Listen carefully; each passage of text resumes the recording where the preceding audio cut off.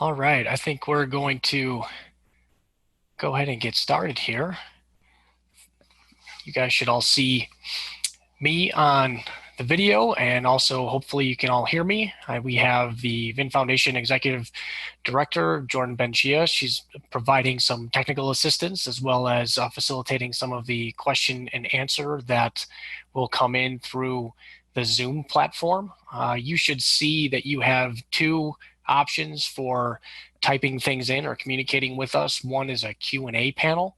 We're going to try to keep that one reserved for questions that you have specific to the content that we're going to cover tonight on student loans and getting started in repayment. And then if you have any technical questions, I'll ask you to use that chat feature. Those questions will go directly to Jordan. We are also simultaneously broadcasting this on Facebook Live.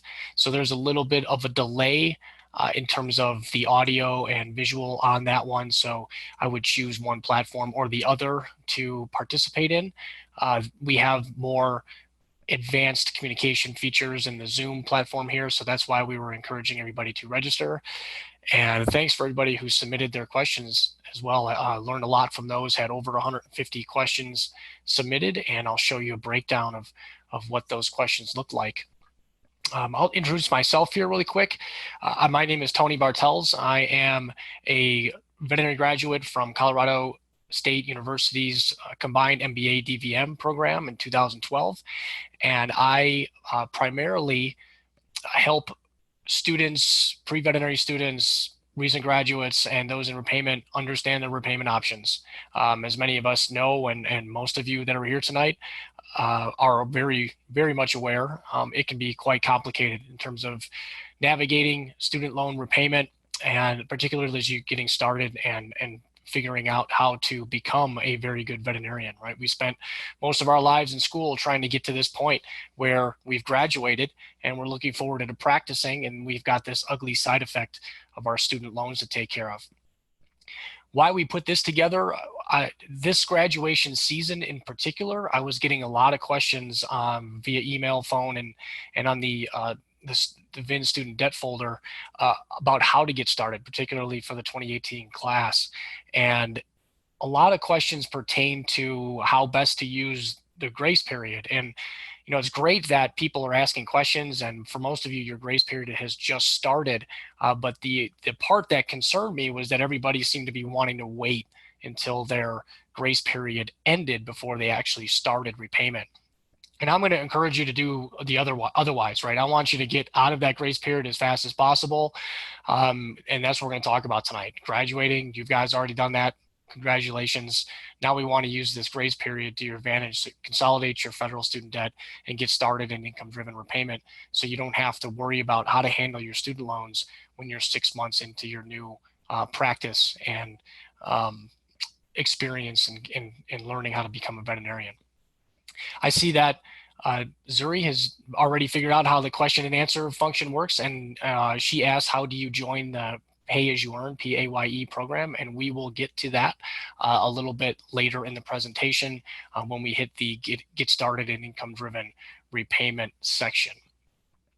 So let us embark on this presentation, and I want to give you guys a breakdown of the questions that you submitted. So I categorized all of the questions that you guys sent in as part of your registration, and it fell into roughly 10 categories. And you can see here that we've got choosing a repayment plan, consolidation, and getting started were the top 3 categories. The tax that might be due on forgiveness, which can be quite scary, is a 4th, as well as how much to pay and public service loan forgiveness, which didn't get a lot of questions asked, but we will touch on that a little bit, particularly as we get to the consolidation section. Before I get too far into this, I do want to get to know you guys a little bit better, and particularly know a little bit more about your student debt. So this will help me, if you could answer this poll question to help us figure out the range of debt that we're dealing with tonight. That will also be very important in terms of how you proceed, as well as what your incomes are going to be, not only as you're getting started, but a few years after you start practice.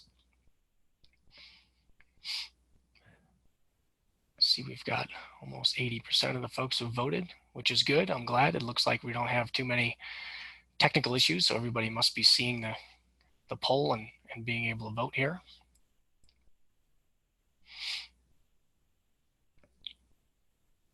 All right, I got 82%. I will give it another 2 seconds here. All right, so here are the results.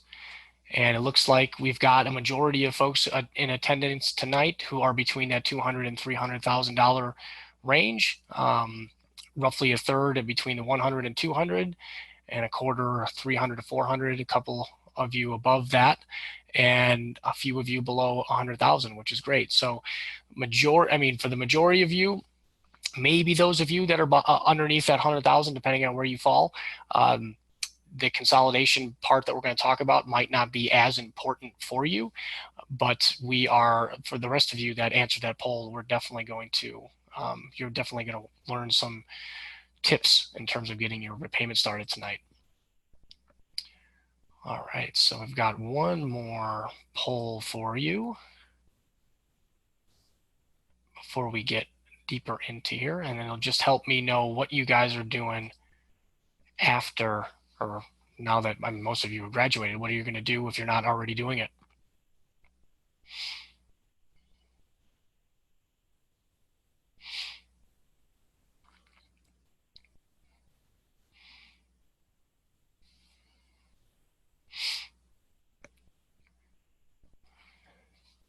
Very cool.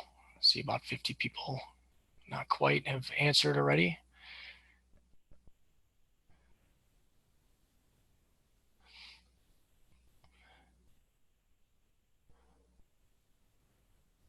Give this a few more seconds to play out. See if we get a few more last minute folks who are answering.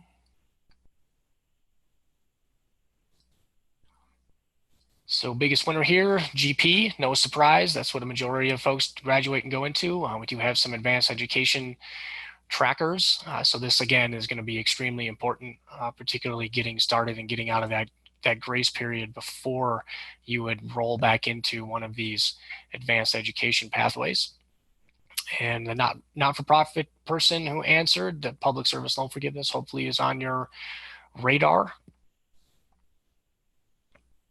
All right, so let's keep going. So first thing that I like to cover, and I break these down like we do medical cases when we get questions on the VIN student debt folder, is do a good history and physical exam of your student loans, right? So, and what I ask people to post is their student debt signalment, and this is mine, and you guys will find out in a second here why I am so passionate about this. And I'll even share with you some of the NSLDS information that I have as an illustration. So we're a married two-vet household with no kids yet. My wife graduated in 2009. I graduated in 2012. She went on to specialize and is now a small animal internal medicine specialist here in Denver, practicing at the Veterinary Referral Center of Colorado. And I went the GP route. But combined, we have a student debt total of greater than $400,000 at this point, because our current monthly payments do not cover the interest that accumulates, but we've been using some variation of income-driven repayment since 2012. So we're 6 years into this experiment, and it has worked out pretty well for us. If you do nothing, especially after you just graduated here and you ride out your grace period, if you don't choose an alternative repayment plan, they will put you in the standard 10-year plan. That is the default repayment plan. And for us, that would have been $4,500 a month with a combined student debt total of $400,000. And that was not doable, wasn't even a starting point in the conversation. Enter these income-driven repayment options, one of them being income-based repayment, or IBR. That got us down to $1,400 a month. And then one of the newer iterations of this, revised pay-as-you-earn, or repay, got us down to about $930 a month. And these were based on our income and family size at the time. So you can see we moved from something that was not even doable based on the default standard 10-year plan to something that is much more manageable. Although that does come with some side effects, and we're going to cover some of those this evening. So the National Student Loan Data System. This is your official federal borrowing record. It contains most of your federal student loans. So any of your direct FFEL, which is the Family Federal Education Loan Program, or Perkins loans that you might have acquired up to and through vet school will be listed in this NSLDS system. What's not in here are health profession student loans, loans for disadvantaged students. Those are still federal student loans and can be consolidated using some of the techniques that we're going to talk about tonight, but they're not going to be found in the NSLDS system. So you may have to look elsewhere to find those student loans. The good news is everything here with a green check mark can be consolidated using a federal direct consolidation loan, which again is one of the reasons why we're doing this tonight, right? So this is a great opportunity to use that grace period to clean up some of that messy borrowing that you may have had up to and through veterinary school, right? We tend to accumulate a portfolio of different student loans on our way to becoming a veterinarian. And this is our time to sort of clean that up and be able to pay them under one single repayment plan and under one roof. So let's take a peek. I'm going to bring you over to the NSLDS system, and I'm going to use my login. So here you should see the NSLDS page, so nslds.ed.gov. And what you want to do is hit this financial aid review, and it will ask you to log in using that same FSA username and password that you use to apply for your student loans throughout veterinary school. And there's all this scary disclaimer language, of course, because we're dealing with the government. And one of the reasons why we ask you guys to go in here and get it, because we can't go in and get it for you. I'm going to zoom in on this a little bit, but here you're going to find some really useful information, right? So this is your official federal borrowing record. Again, the direct FFEL and Perkins loans. I don't have any Perkins loans in here, but you can see that I do have direct and FFEL loans and several different types of them. But you also can see that I amassed quite a portfolio of student loans on my way to and through veterinary school. It'll give you your outstanding principal balance as well as your interest. You can click on each of these individual numbers to learn more details. So let's go take a peek at the loan that I took out in my last year of vet school.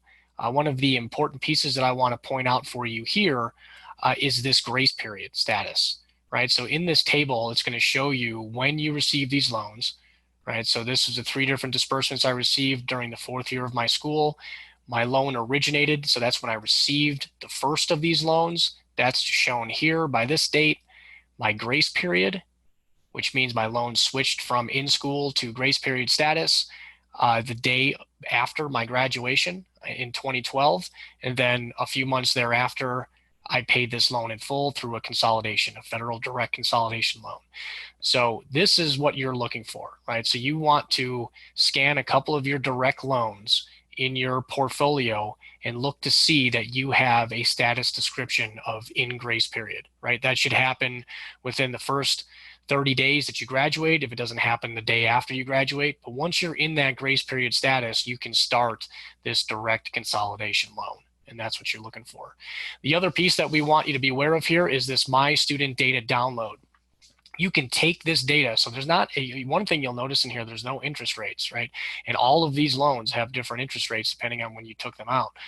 That information is contained in this My Student Data download, as well as a bunch of other information. So if you click on that, you will actually get a download, a text file that you can save to your computer, and that would be the file that I'm going to show you you can use to figure out some of these complex questions that you all submitted to me using the VIN Foundation Student Debt Center. So I'm going to cancel out of that. We'll go back to the presentation. So let's look for some of these other loans, right? So we've got our NSLDS file now. We're going to make sure that we're not missing anything. This is where you want to go back to your school financial aid account. At CSU, it was called RamWeb, and I can still log in there and see all my financial aid information and the loans that I borrowed. If you have any health profession student loans or loans for disadvantaged students, or even some private loans that were unique to the school that you attended, you'll find them in your school financial aid account. Some of the ways that you can tease out these loans, some clues that you can use. The federal ones, they'll have direct in the name, especially if they're direct loans. Health profession student loans and loans for disadvantaged students, sometimes they have confusing names, veterinary medical loans or some variation of that. But if they have a 5% interest rate that was fixed and also didn't charge you interest during school, there's a good chance that that's a health profession student loan. Private loans will not have direct in the name. They will have variable interest rates. They will have interest rates less than 5% or more than 9%. Those kind of fall outside the ranges that we see for the federal student loans. And the loan name may contain a bank name in it, so Citibank, Wells Fargo, Sallie Mae, or proper names, right? So that might be named after people or a foundation that offers a particular loan unique to your school. Those are going to be private loans. Another place that you can check is your annual credit report. And you should get into the habit of checking this every year anyway. This is some good information. You have a free report available to you each year from the 3 major reporting agencies, so Equifax, Experian, and TransUnion. I recommend you pull those. There's a little bit different information in each one, but you'll get a good picture of all of the lines of credit, student loans, credit cards that you've ever taken out. You may even find some ones in there that that people have taken out that you weren't aware of, right? So that's when we talk about people stealing your identity, right? That's what you're going to see, is that's going to show up on your credit report. So you'll be amazed at what you find on there. It's a good thing to get into the habit of checking at least once a year, and you'll also find some oddball student loans or credit cards that you open, maybe even from undergrad, that you may have lost track of. So get in there, check that. This is a great time to do that this time of year as well.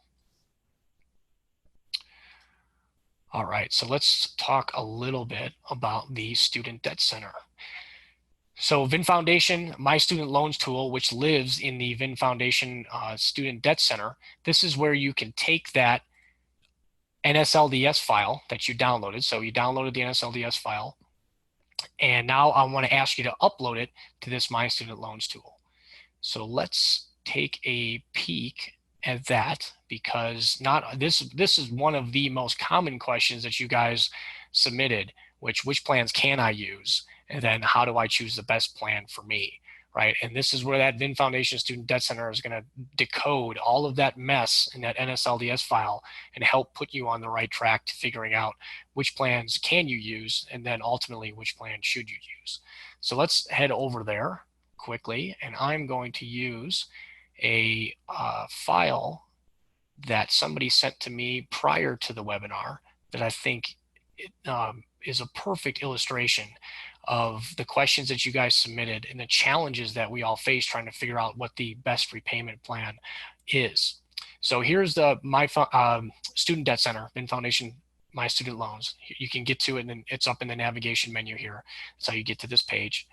You're going to land here, and you're going to upload your NSLDS file that you just downloaded from nslds.ed.gov. We're going to do some checking to make sure there's got no viruses in it, and then we're also going to rearrange it in a way that hopefully is easier for you to understand and make sense of. So we can see that this is a 2018 graduate, like many of you. 16 different loans in this person's borrowing history, with a current principal balance, not unlike, pretty much right in the middle of what was submitted in our poll.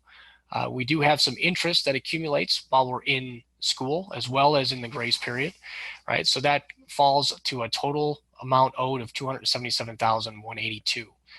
Do have a whole bunch of different interest rates in here. So we calculate a weighted average interest rate. This is what they will do if you consolidate your loans using a federal direct consolidation loan. They will do a weighted average. So we do all that math here for you. We also estimate the monthly interest that you're accumulating right now with your loans based on the principal balance and the interest rates. One of the most important features in here is this income-driven repayment eligibility tab. Right, so this is going to help you answer that which plans can I use question.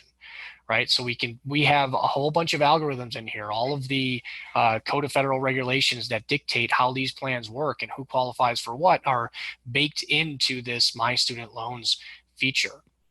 And we can see here that this person qualifies for the older version of IBR, does not qualify for pay-as-you-earn, and has a smaller balance that qualifies for revised pay-as-you-earn, and also does not qualify for the newest version of IBR. Right? We're going to go through all of these in a little bit more detail, but I just want to give you an idea of what you can do even right now. If you go grab your NSLDS file and click on that income-driven repayment eligibility tab, you can start to answer some of the questions that you've submitted, or even start to develop the next set of questions in terms of, okay, well, how do I get all of my balance to qualify for the best repayment plan for me, right? You can see that even here in this IBR one is a lower number than the total owed. So let's go back and look at some of the loan types that we have here. So mostly direct loans. Actually, I'm going to go to the grouping because we have about 87% of the balance was in direct loans. That's good, right? Most of these newer repayment iterations require you to be making payments on direct loans. Some of you, depending on when you started borrowing, particularly if you borrowed or attended undergrad or graduate school before July 2010, you may have some of these older FFEL loans, right? So those qualify for IBR, but not the newer repayment plans. And then your Perkins loans might also show up in there, and they don't qualify for any of the income-driven repayment plans unless you consolidate, right? So knowing where these balances lie and then we'll categorize them for you, this will increase or decrease your likelihood for having to clean up your so-called student loan mess, right? This is a fairly typical, but at the same time, messy federal student loan portfolio, right? There's a multiple loan types in here. They don't all qualify for all of the repayment plans listed. So what can we do to try to get these loans to qualify for the most beneficial plan available? And then just as a little teaser, you can take this information, send it into the VIN Foundation Student Loan Repayment Simulator, and that's where you can start to answer the question of, well, which repayment plan should I choose, right? And that's going to show you based on your income and your family size, what the total repayment cost might be for your situation. So let me X out of this for now, and we'll go back to the presentation.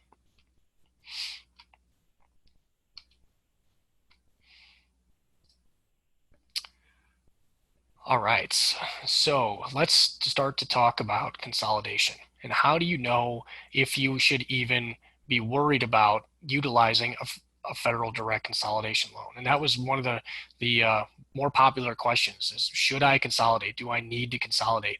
And one of the metrics that we can use is the student debt to income ratio. You may have heard the AVMA talking about this. This is one of their key performance indicators. It's also one that I use quite frequently to help determine whether or not income-driven repayment is a good fit for a new veterinary graduate. So if your debt to income ratio is less than or equal to 1, meaning your debt equals what your income is going to be or currently is, or your income actually exceeds your debt, well, this stuff is largely not for you. Right? You are set to pay your loans off before you would even hit student loan forgiveness. Most likely a standard 10-year repayment plan is going to be just fine for you, and you'll pay your loans off in pretty short order. You can use income-driven repayment if you're kind of on the cusp, right around 1 or 0.9, 0.75. You can use that as you're getting started, and then as your income increases in the first few years, you may still pay your loans off on a 10-year or even faster time scale. But you can use income-driven repayment to get started if you want that flexibility of having a lower payment in that first couple of years that you're practicing or getting your feet wet. This is also a time where you can consider a private refi. So if your debt is less than your income, that is the perfect scenario for taking your loans out of the federal student system and then hopefully qualifying for a lower interest rate, right? But if you're more of the typical person, particularly who's attending this, who reported student loan or student debt in excess of 200,000, your debt to income ratio is greater than 1, right? And in that case, this is your plan, right? Is starting this federal direct consolidation loan, waiving the rest of your grace period, choosing one of the income-driven repayment plans, the one that's going to be the most beneficial for you, and then paying the minimum based on your income, planning for student loan forgiveness, and then changing and updating this plan each year as your situation changes.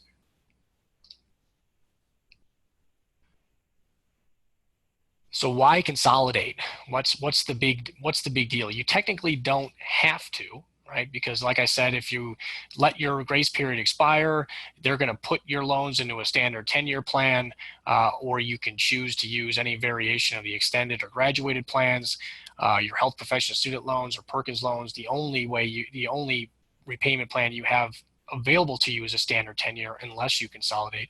So the consolidation loan is really to help you make all of these or normalize your student loans, if you will, right? So there's a couple of really key benefits. One of them being this is the only way to end your grace period early. You can make payments while you're in your grace period, but they don't necessarily count towards anything, and they're going to go towards the unpaid interest first that you accumulated during school. You can, by consolidating, help to get certain loans to qualify for income-driven repayment or even public service loan forgiveness.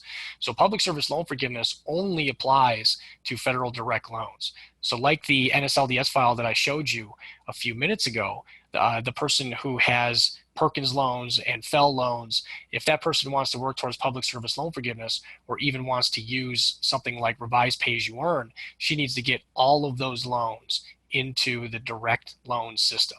And that's what the direct consolidation loan is for. It's for cleaning up all of those various loan types and then putting them under one roof with the same name that now qualifies for some of these more beneficial plans like revised pay-as-you-earn and even public service loan forgiveness if you're working towards it. It also allows you to apply for one of these income-driven repayment plans, right? So as part of the consolidation, after you tell them what you want them to do with your loans after the consolidation is processed, if you choose income-driven repayment, then they'll ask you about your income and your family size, right? So that part of the application is baked into the consolidation if you start that when your loans are in their grace period. It also allows you to choose your loan servicer. This is something relatively new, and this is one of the only opportunities that you're going to have within the federal student loan system to choose your loan servicer. You might not think that's a big deal, but after you get into repayment and you start dealing with these loan servicers, you'll find out it's a big deal, right? There's some of them that are absolutely terrible at doing this, and they make your life a living hell, right, to put it bluntly. So based on the experience that we've already amassed through VIN and through doing this for a number of years now, we can steer you clear from some of the more harmful of the loan servicers and give you some ones to choose as part of this consolidation so you can maybe lessen the headaches associated with applying and renewing your income-driven repayment each year. Your interest rate. So I know there was a lot of questions about interest rates. Federal direct consolidation loan is really not going to improve that, right? They take a weighted average. So basically the same amount of interest that you're accumulating now, you're going to accumulate on your consolidation loan.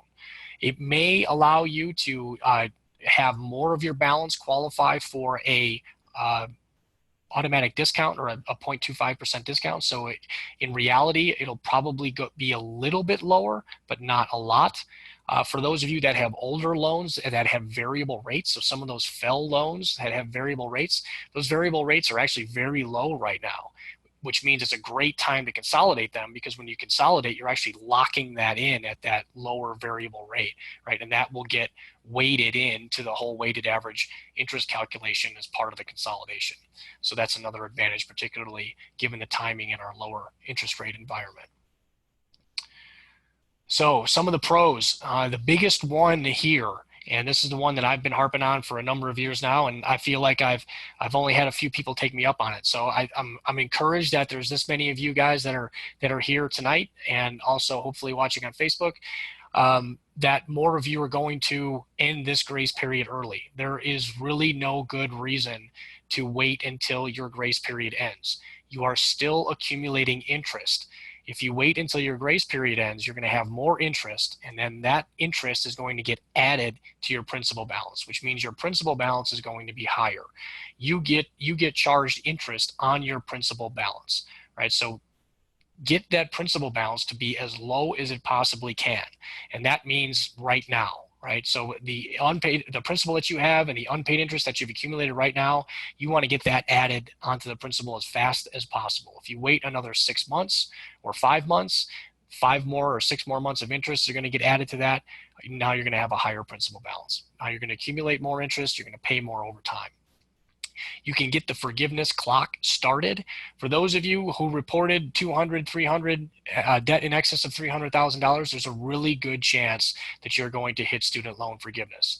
That means you want that clock starting as fast as possible. Your grace period doesn't count towards that. So as soon as you can get that consolidation processed, you can get into repayment and get that forgiveness clock ticking. You can also get, if you do this right, the timing, and this is another reason why we wanted to get this out there before some of you actually start your jobs or your internships, is that you can get a $0 minimum monthly payment for the first 12 months that you're in income-driven repayment if you don't have any income yet, right? So if you're in this transition phase, you just graduated, maybe you're moving or you're just getting set up and you're starting work next week or next month or whatever the case is, or you're starting your internship in a week or so, if you get that consolidation application processed and you don't yet have any income, you can claim that you don't have any income. They want to know what your income is at the moment that you're applying. That means they will set your minimum monthly payment at $0 per month for the first 12 months. So it's almost like extending your grace period, except that you've now set your principal balance at the lowest amount possible. You've started your forgiveness clock and you've bought yourself an additional 6 months of $0 per month payments while you're getting your feet wet and getting started in your new location.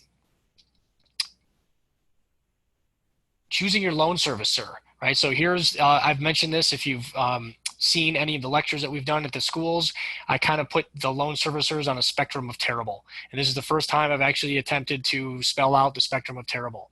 So I was a little reluctant to put Fed loan servicing in green because there's, none of them are good, right? But they're at various degrees of least terrible.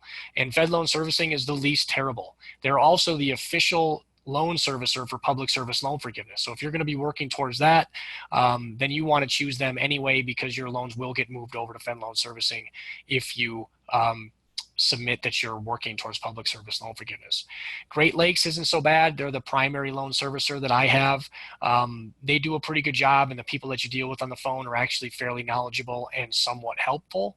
That is not the case with Nelnet and Navient, right? So this is another good opportunity to check if you don't already know who your loan servicers are. You may have multiple, but if you have Nelnet or Navient, that is a good enough reason to do a consolidation, even if you already have all direct loans, right? So you can choose to not have one of those two loan servicers, particularly Navient. They are the worst of the worst. They will blame you for everything, even though most of the mistakes that I see are their fault, right? And they are being sued by a number of states and the Consumer Financial Protection Bureau for basically being terrible at their job, at the job that the government contracted them to do. So they really aren't that into working with you. So do yourself a favor and choose a different loan servicer as part of the consolidation. The problem with the consolidation is the administrative burden, right? I mean, I'm sure that's the last thing that most of you want to do right now, but this is the best time to do it. So try to take advantage of that time you have before things get too crazy, because the last thing you want to do is get that first standard 10-year monthly payment that's due, that you're going to have to pay after your grace period ends if you don't take care of all this now, right? Like I said, it's not technically required, but it can be extremely helpful, particularly if you're going to be using income-driven repayment anyway. Also, if you have a relatively messy student loan portfolio. You will lose the interest-free grace period on Perkins and HBSL LDS loans. They have longer grace periods. Occasionally, in very rare instances, if you have a high balance of health profession student loans and you're going on to do an internship and residency, it may make sense to leave those out of a consolidation and take advantage of that interest-free grace period that you have, particularly in those advanced education pathways. But that's pretty rare. I don't see that very often, but that is one of the exceptions to the rules that or the guidelines that we're giving you guys tonight. How and when to start it? I mean, you want to start it as soon as your loans will allow you. And that's where we covered that grace period. You're looking in your NSLDS file, pick out a direct loan, a direct unsubsidized loan from vet school that you have, and see if the status in grace period is listed there. As soon as that's there, then you can start this consolidation process. That should happen very soon after you graduate, and worst case scenario within 30 days. But if not, you can contact your school financial aid office or your loan servicer and see if you can get that expedited. I can actually show you a little bit how this consolidation application looks. I can get you so far using my own information. Generally speaking, this consolidation will take 30 to 60 days, closer to 30 days. It was more like 60 days when I was doing it when I graduated, because there was all this paper back and forth. Now it's extremely electronic, and I can, let me just show you how this can work for you. So now we're going to go to studentloans.gov. And you're going to use the same login information that we used in the NSLDS system. And again, we're going to get all this scary government language.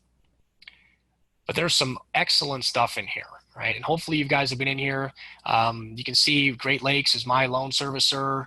You can also see that it tells me that I have multiple loan servicers, and that's because for my undergrad loans, I have Navient, and I have a very small amount left with Navient, a little less than $2,000, and I keep it on purpose just so I can see what Navient is up to and be able to report back to you guys what I learned from them. And then my wife also has Navient for the bulk of her loans, which has been nothing short of frustrating to deal with them on a yearly basis. So again, take this opportunity to move away from Navient if you can. What you're looking for here is apply for a loan consolidation. You can see here there's also the income-driven repayment plan. If you have a spouse and you're using income-driven repayment, they may have to sign just to verify that the income is correct, right? But here, let's focus on the apply for a loan consolidation first. That's the primary subject for tonight. And you can see we can start this electronically. And this is great. So this is going to show you my Navient loans, $1,500 worth roughly. My interest rates are variable on those, so they're almost nothing, which is another reason why I keep them around. They really don't cost me anything. But here's the bulk of my loans, and it'll pull in the ones that it finds from the NSLDS system automatically, right? It says here that I don't have any Perkins loans. Great. If that's true, I know that is true.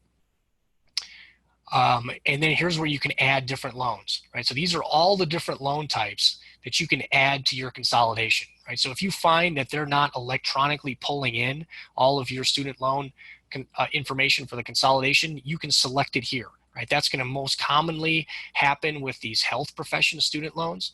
So you'll want to select those, put the loan servicer and the amounts and the dates in there. Also, these loans for disadvantaged students will be ones that I see that veterinarians will have that you'll have to maybe select manually and add them to this application. The grace period, so processing delay. So if you choose to consolidate at least one loan in your grace period, right, that's going to be you guys. We want to make sure that we do not delay processing, right? You do not want them to wait to process this until after your grace period ends. So do not delay processing is what I'm calling waiving the rest of your grace period. So as soon as this consolidation loan is processed, all of those loans will go into repayment. Right, here's where you can select your loan servicer, right? So I only showed you 4. Those are the 4 main ones. So Great Lakes, Nelnet, Fed Loan Servicing, Navient, they hold the bulk of the loans. If you have one of these other ones and you've had some decent experience with them, stay with them. You know, I don't know enough about these other loan servicers to be able to tell you if they're good, bad, or otherwise. But I can tell you from the 4 major ones that we have enough people that have reported back that you want to stay away from Navient, favor Fed loan servicing. If you already have Great Lakes, you can stick with them, but get away from Navient and Nelnet.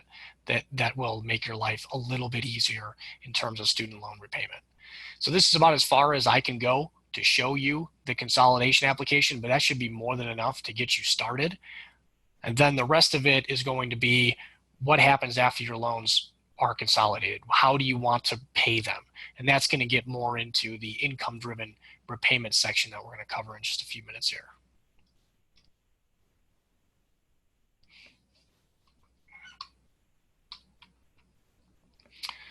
All right, get back to the... So what about a private consolidation? So we've already kind of covered this with the debt to income ratio. It can be very risky, particularly if your student debt to income ratio is greater than 1. Right, so when it can work, if you have some private loans that you've acquired from undergrad or during vet school, and they're not very beneficial, right? They have a short repayment term, or they don't allow you to defer them, or maybe their interest rates are just really high. I've seen some really high private student loan interest rates up in the teens percentage. If you can refinance those with a more beneficial private student loan, then go ahead and do it, right? Because you can't roll a private student loan into the federal consolidation. So that's when that can work. If your student debt to income ratio is less than 1 and you're pretty confident that it's going to remain there for the duration of repayment, that's another scenario where private loan refinance can be extremely beneficial. There are no private student loan refinance that offer income-driven repayment options or anything close to what we are talking about tonight. So it's not just about your interest rate. I know that a lot of the private loan refinancers want to make it about your interest rate. I actually have a couple of them sitting on my desk. This is, refinance 2.89%. Variable rate, fixed rate as low as 3.25. Those are not for you, right? Those are for the people who have student debt to income ratios less than 1, right? They may be able to get something like that if they put their spouse or somebody else on the hook as a cosigner, depending on what their credit history and their income situation is, right? So it's about more than your interest rate. These income-driven repayment options provide you an enormous amount of flexibility. It's hard for me to find any other example of a large expense on the order of something like your education, where you can actually have the payment due on that expense reduced all the way down to 0, depending on your circumstances, right? That's extremely powerful. So don't give that up lightly. And one of the other problems I see with these refinances is a lot of times they want to put somebody else on the hook with it, a cosigner, right? So either your spouse or your parents or somebody else that they can get that full balance from if you hit hard times or your income isn't sufficient enough to keep up with those payments. That's not the case with the federal student loans. So just be very careful in terms of giving up all of the insurance that you have currently with the federal student loans that you've already taken. One of the ways that you can compare these, if you're getting down to, okay, I really need to pursue this private student loans, well, look at the cost comparison, right? And this is where the VIN Foundation Student Loan Repayment Simulator is going to really come in handy. So let's go take a quick visit to that. And I will show you based on the simulation that, or based on the loans that we've already uploaded into the My Student Loans feature, I'm going to send these over to the simulator. So you just have to hit this button and all of this summary information will get preloaded into the student loan repayment simulator. So this actually presumes that this person is going to go ahead and consolidate their student loans and all of them are going to be direct, and we're going to look at the different repayment plans accordingly. I think this is already zoomed in, but I'm going to make it a little more visible for you. So here's where you can put your income information. If you're doing an internship, we'll take account for that, and residency as well. I do know that this person is starting out at $80,000 a year. You can update this income information to anything that you see fit. right? So we project it for the next 25 years at an average of 3.5%, but feel free to update that to anything that you want. You can even change these income from year to year. Family information, I do know this person has a significant other. Will you get married? So this is where it gets a little complicated, right? So you want to be a little bit careful about who you run this with. If it's not somebody that you're engaged to already, then you better be prepared for answering that question. But here's where this will have a impact on what your loan repayment plan is going to look like, particularly when you start to get into filing your taxes. So I don't know what this person's significant other makes. I don't know if they have any student debt. That will also impact your student loan repayment plan, but we'll leave this at the married filing jointly for now. No dependents currently, maybe some kids in the future. So you can add these. Again, your family size is going to impact your student loan repayment plan, particularly an income-driven repayment. The rest of these settings you can tweak to your heart's content, but here's where we can run these simulations, start to see what this looks like, and particularly in the context of comparing it against what your monthly payment might be under another repayment or another loan, like a private refinance, or even comparing it against some of the more traditional repayment options like a standard 10-year or standard 25-year. And you can see here that $3,000 a month is required to extinguish this student debt balance, this $277,000 in 10 years or less. That's a pretty steep amount. At $80,000 a year, that's probably going to be 75% of her take home, right? Which is not a sustainable situation. You get down into these income-driven repayment amounts, and they are much more manageable, at least when you're getting started, right? So, and then you can start to see the different total repayment costs that are affiliated with these plans. Some of them might be more than a standard 10-year, but again, you have much more cash flow flexibility. You have $2,300 a month more to work with to build another or any other part of your financial plan, as opposed to putting all of it towards your student loan expense. Right? And this is one of the ones I want to highlight, this effective interest rate, when we start to talk about how do I compare this against a private loan refinance, right? And we start to look at some of the income-driven repayment plans, we start to see that the effective interest rates can be quite low, depending on the total repayment cost and the number of years that you're paying it back at. And then now this 3.25% offer that I'm getting from SoFi doesn't look so good when I'm looking at it compared to pay as you earn, in addition to all the flexibility that comes with my income-driven repayment options. One of the other things I want to highlight here is we chose to file this person's taxes jointly and then keep this in your head, or you can hit this save and share and run that simulation at a later time. But let's look at particularly IBR, right? So IBR, $497,000 filing jointly. If we file separately and rerun the simulation, now we can separate the future spouse's income from the borrower's income, and you can see that the total repayment costs go down by about $100,000, and the effective interest rate goes down even lower than what we were looking at before. So again, just because your student loans might say 6.5% average interest rate and you get a letter from SoFi that says 3.25%, doesn't mean that's a better deal, right? So you have to look beyond that. Use tools like the Student Loan Repayment Simulator, put in your specifics, and figure out a better way to compare those deals. So let me get back to the presentation. All right, so for you folks that are heading on to internships and residencies, have a special one for you, although this would also apply to anybody who takes maternity leave, or you move to change jobs, or whatever the case might be, and maybe your income decreases for a period of time. The reflex reaction for the last several decades has been to put your student loans into deferment and forbearance. Income-driven repayment has largely made deferment and forbearance obsolete. If your income decreases, your payment can decrease all the way down to zero. So essentially the same as a deferment or forbearance. The nice part about it, or the nicer part, is that there is no capitalization. So after you come out of deferment or forbearance, if you don't pay all of the unpaid interest that accumulated, during that deferment, it will be added to your principal. And like we talked about earlier, a higher principal balance means you'll have more interest that accumulates. More interest costs you more money over time, no matter how you're paying your loans back.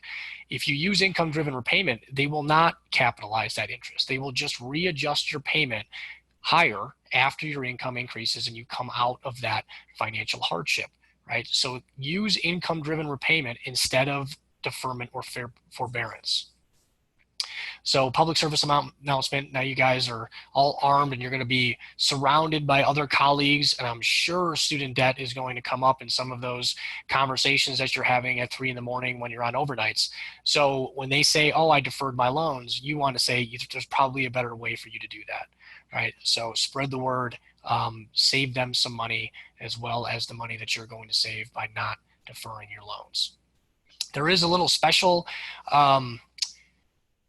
piece of advice here if you're going on to do a residency, MPH, PhD, any of those common advanced education, particularly anything with a master's and an academic residency, because you go back to school, and this one got my wife when she went back to do her residency, they will put your loans into automatic deferment, right? So because, hey, you're back in school and we see that you have student loans, we want to, defer your loans because we don't think you can make payments. Well, again, income-driven repayment has largely made that obsolete. So if you're not making anything, or you're making 30 grand a year or $35,000 a year in your residency, your payment will be almost nothing. So keep your loans in income-driven repayment. Make that almost nothing payment, and it's better than putting them into deferment and letting that interest capitalize when you finish that residency. All right, so now we're getting into the income-driven repayment section. So these are the different options that are available. The ones that we're going to focus on here are income-based repayment, pay-as-you-earn, and revised pay-as-you-earn.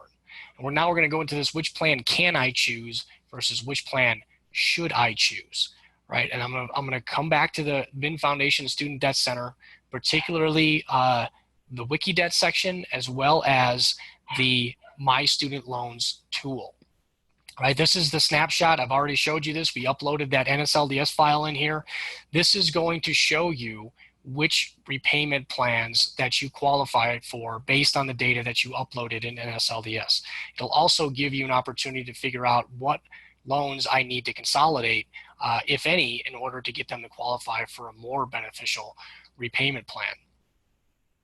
I do want to go back to the WikiDebt section, and I'm going to show you that really quick because we have way more detail than we can go into in a session like this contained in this WikiDebt section. Right, so we've got a whole bunch of algorithms in here for you to figure out, particularly pay-as-you-earn, right? That's a really confusing one, and I know that several of you sent me some questions about how do I know if I can use pay-as-you-earn? Well, here's the algorithm that determines that. So not only will the VIN Foundation My Student Loans tool tell you what repayment plan you currently qualify for, this will help you fill in some of the details. If you have some loans that are a little suspect and you're not sure, hopefully some of this information here will coach you through that.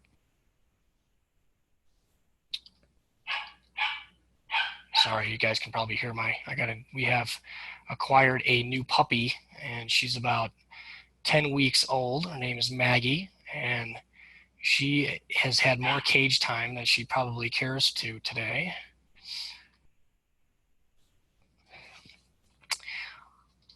All right, so which income-driven repayment plan should you choose? So again, the WikiDebt section is going to give you some comparison. I will take you back to that one because this is what is in the student loan repayment simulator. All of these different aspects for all of these different repayment plans that we highlight in the simulator, and all of the different features, if you will, these will this is going to show you or help narrow down the types of repayment or the considerations you should be taking into account when you're choosing a repayment plan.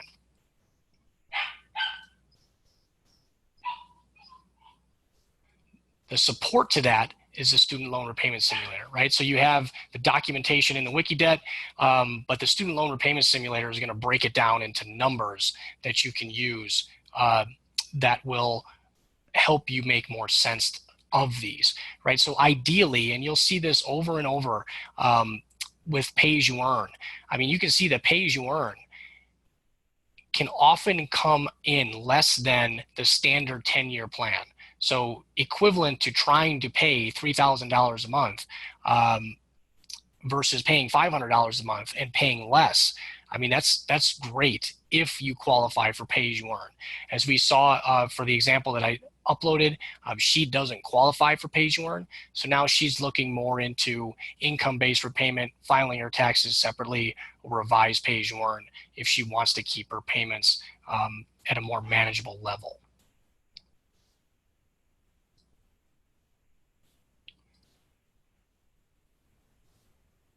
So your repayment plan, the new vet grad student loan repayment plan playbook, right? So this is we're gonna kind of summarize this, and I'm gonna try to get to your guys' questions, and we'll go through those in more detail.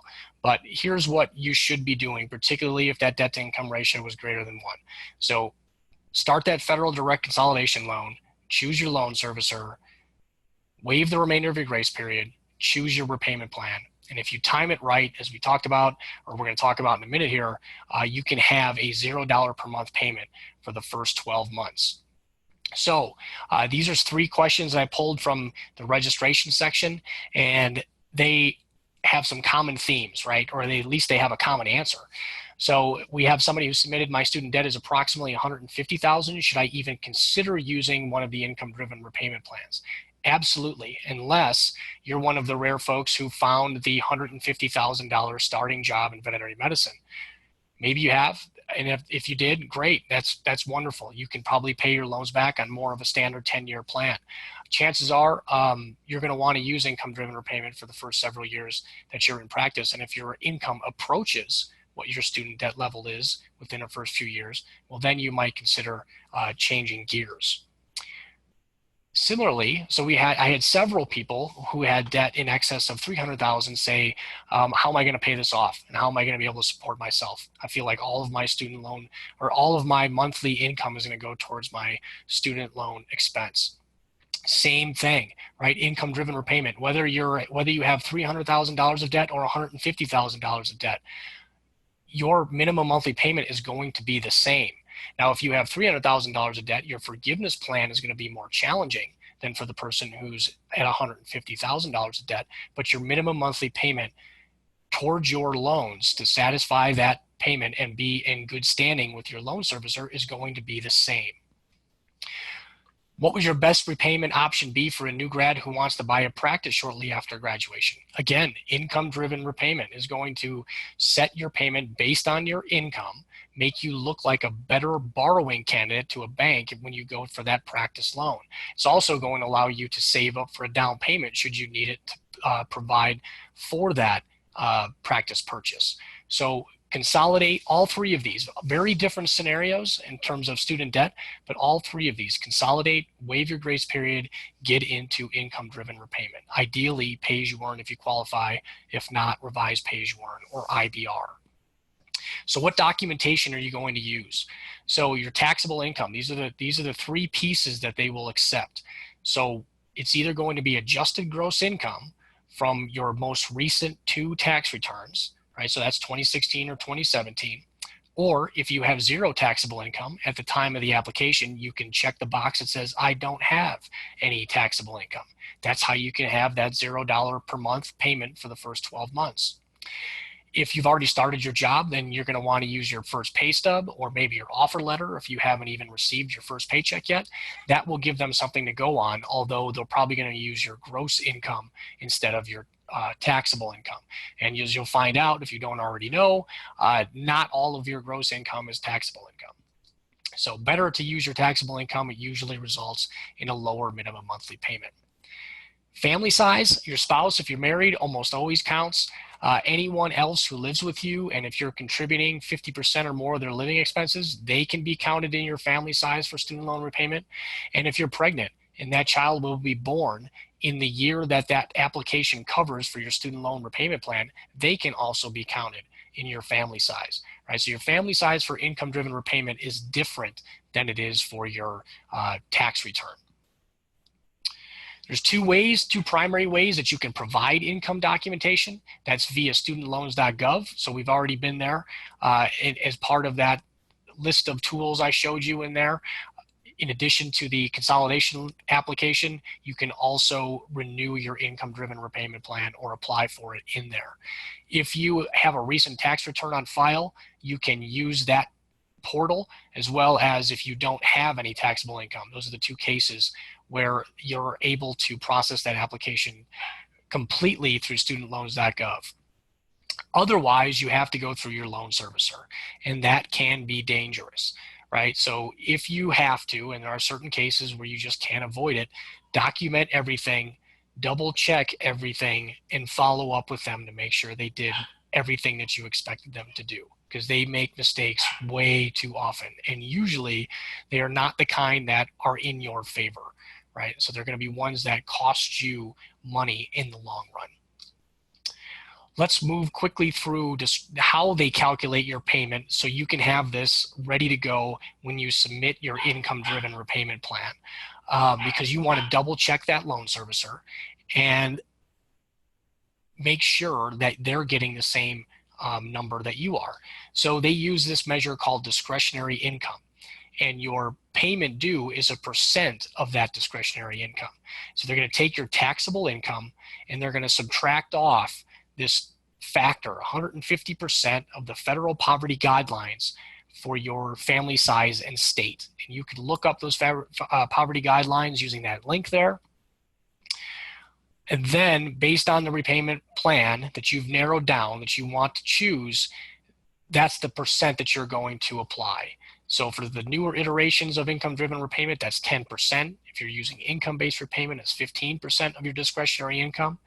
And just as an example, if you were making $85,000 a year and you had a family size of 1, the federal poverty guidelines for a family size of 1 is $12,140. We're going to take 1.5 times that and subtract that from $85,000. Your discretionary income is roughly $67,000. We're going to apply our percentage based on the repayment plan we're using, and this is how we get our minimum monthly payment. So no matter what you submit to them, take your taxable income, do this quick equation, and make sure that you're coming up with, something that's within $5 of what your loan servicer is. And if they're not, then you need to call and find out why that might be the case. Another question that comes up, and this is where we're going to stir a little bit of the pot, should I pay more than the minimum, right? So you're going to see after you start earning some income that maybe that minimum monthly payment they want you to pay is way low, right? Or feels low. It feels like you can pay more. But generally, no, right? And this is because if you're going to hit forgiveness, if you pay more than the minimum, you're just going to be throwing money away, right? So the forgiveness provision actually ends up providing a pretty significant discount on the remainder of your student loans. And the more you pay above what is necessary, and what is necessary is based on your income, you're basically just throwing that money away and taking away from that forgiveness discount. The reality is the way that these plans are set up and the way that student loan repayment was originally supposed to work is that you weren't supposed to pay more than 10 to 15% of your income to pay your loans back in 10 years or less, right? But we've kind of blown through that. The income-driven repayments are an attempt to get back to something that resembles that. And because they don't want to keep you in income-driven repayment for the rest of your life or paying your loans for the rest of your life, they say, okay, after you do this for 20 or 25 years, no more, right? We're not going to make you do it anymore. We're going to forgive what's remaining, and we're going to make you pay income tax on that amount that's forgiven. Either way is okay. Right? If you have a student debt balance and an income that allows you to pay your loans off before you reach forgiveness at 10 to 15% of your income, excellent. That's wonderful. If not, and you're going to hit forgiveness, be prepared, right? And that's still okay too. Just don't get caught off by it, right? It's a very different repayment strategy than trying to hit loan balance zero, right? And in reality, your loan balance is probably going to continue to grow instead of decrease, which can also be something very difficult to contend with. But keep using something like the simulator and look and see that you're actually on the right repayment pathway. Either way, keeping that payment to 10 to 15% of your income, which the income-driven repayment plans already do, provides you some cash flow flexibility, right? It allows you to have a comprehensive financial plan, or at least a financial plan that involves something other than paying back your student loans, right? And it often, as I showed you with pay-as-you-earn, it can often result in a lower total repayment cost than any other option that you can pursue. So simulate your loans with the student loan repayment simulator and start to see how that will work for your situation. I know we're going over the hour here. I've got a few more topics that I want to cover and then get to your questions. So I appreciate your patience, and my apologies for taking a little bit longer than what we advertised. So marriage, that's another question that comes up, and we're just going to scratch the surface here because this is probably the most complicated of the student loan consultations that I come across, right? Is that when you're married, how your income is reported in income-driven repayment changes. And that's because it depends on how you file your taxes. So if you tell them that you're married, you're going to have to provide your spouse's income documentation unless you file your tax returns separately, at least for IBR and pay-as-you-earn. And this is where it starts to take some crazy turns. So generally speaking, there are incentives in the tax code for you to file your taxes as a married joint couple. However, the income-driven repayment plans have competing incentives where sometimes filing separately often results in some significant savings on your student loans. You need to figure out where the savings are bigger, right? So, the question that comes up always is, can't I just find somebody to do this for me? Well, unfortunately not yet, right? But you can ask an accountant to help you work through the differences between filing your taxes jointly and filing them separately. And you can use something like the simulator to show you what your costs are going to be for your student loans filing jointly versus separately. And if you're going to save more in loan repayment than it's going to cost you in tax filing by filing your taxes separately, then do it, right? Because the loan savings are going to eclipse the tax cost, right? And in long term, that's going to save you the most money and give you the most cash flow flexibility. The game changes in repay, right? You have to provide your spouse's income documentation regardless of how you file your income tax return, right? So this is where, when repay was created, there was a lot of people up in arms about what they call the quote marriage loophole, right? So the previous situation where I showed you where you can actually file your taxes separately and separate your incomes, a lot of people find that to be unfair. So they said, okay, well in repay, we're going to close that loophole. So even if you're married and you file your taxes separately, we want to know what your spouse earns because we're going to figure that into the calculation, which effectively makes that tax filing strategy for income-driven repayment purposes not beneficial. One of the other things I see routinely is people not signing up for auto pay, right? So this is where you can get a 0.25% interest rate reduction once you're in repayment. So another reason to consolidate, waive your grace period, get into repayment, you can get this interest rate reduction.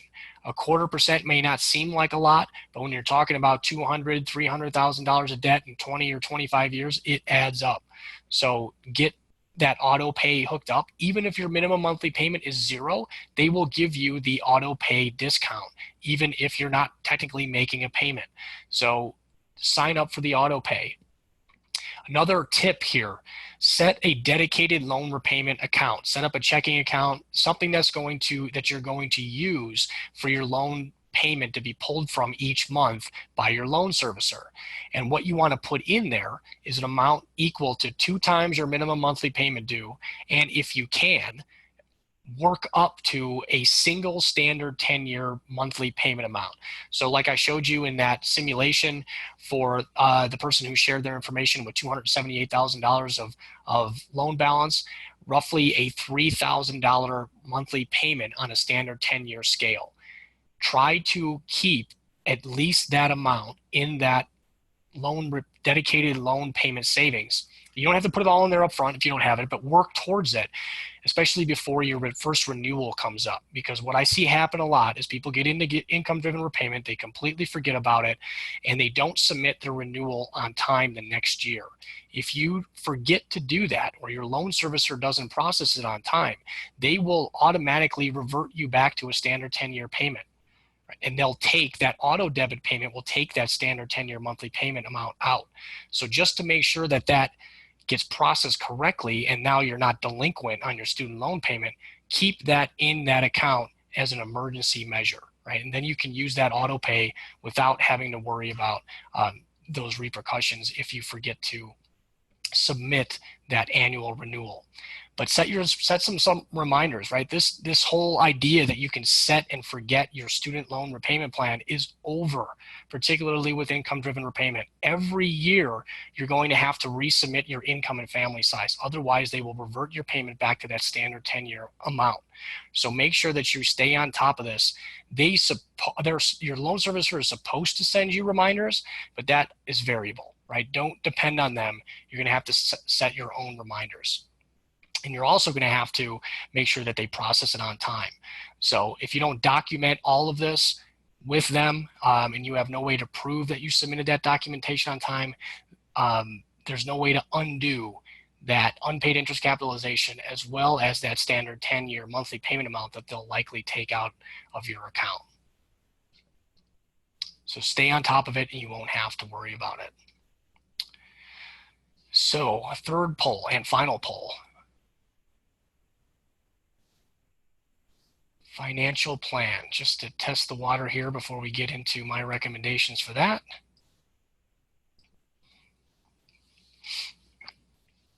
Get a lot of questions actually related to how do I manage a financial plan while I'm paying my student loans back, right? And this is what we're going to get into, at least some brief suggestions, right? And this is where I think you can do all of these. You can satisfy all of the masters here, your student loan repayment plan, as well as all of the things that we hear that we should be doing to have a good and robust financial plan.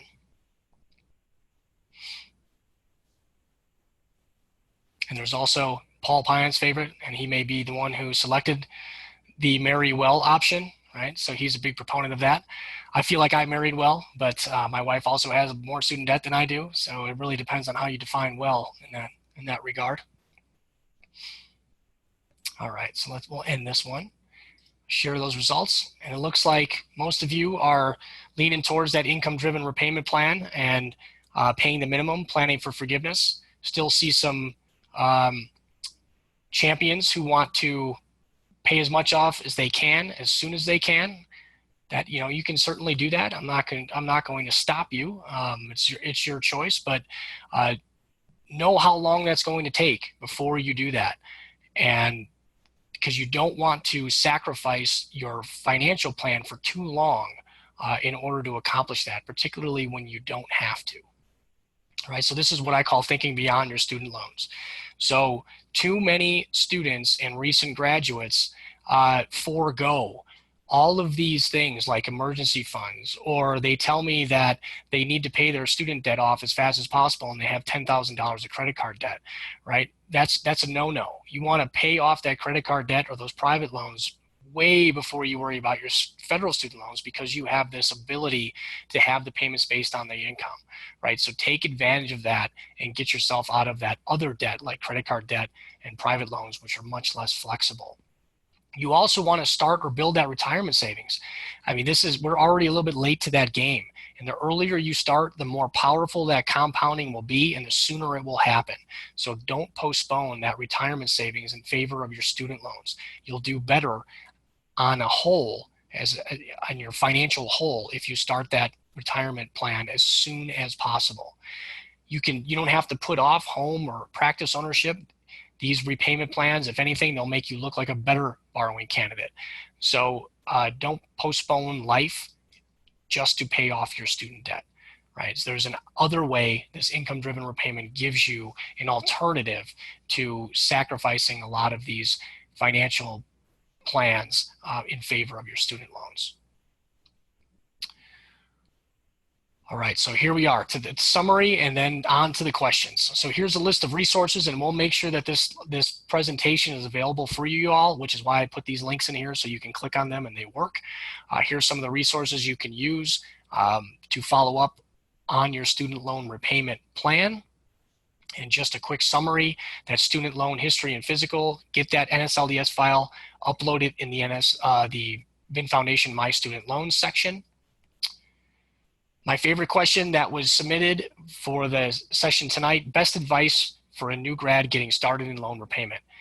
And it's basically the topic of this learning session. Consolidate, waive your grace period, apply for income-driven repayment. The sooner the better, right? So that generally you want to choose pay-as-you-earn over revised pay-as-you-earn over IVR, but it also depends on which one you qualify for. That income-driven repayment eligibility tab is going to really help you with that. And consolidation will help clean up some of the mess. If you're using income-driven repayment, pay the minimum, plan for the forgiveness, right? Your money will go much farther if you do it that way, and make sure to renew on time. Don't reach for deferment or forbearance when income-driven repayment is a better option, right? So all of those unexpected life events, so moving, maternity leave, any other decrease in your income, they will have to process that even if you're in the middle of your repayment year, right? They don't have to process an increase in your income except for once a year. But if your income decreases and you submit that to them, they will have to adjust your payment downward to reflect your decreased income. Hot topics that I see, and some people actually submitted some questions on this. So that's great that you guys are either experiencing this or following along. So employer student loan payments, when is it a good deal for you, right? Maybe there's a way to negotiate something better. It really depends on how the payment is applied, right? So it doesn't, like we covered, should you pay more? It doesn't always make sense to pay more. So if you can get that money in your hands and you can put it towards something like your forgiveness savings plan, or maybe boost your retirement savings, that would be a better use of that money. So depending how that employer payment, student loan payment benefit is structured, it could be a good thing, it could be a bad thing, right? So you're going to have to look into the details and apply it to your specific situation. Higher education reauthorization, specifically the PROSPER Act. They keep threatening to vote on that this month, right? But they've been threatening that for a while now. It's been a long time since the Higher Education Act has been reauthorized. There's a lot of changes proposed in there. What you need to know is that likely won't change anything for those of us who have already borrowed and who are already in repayment.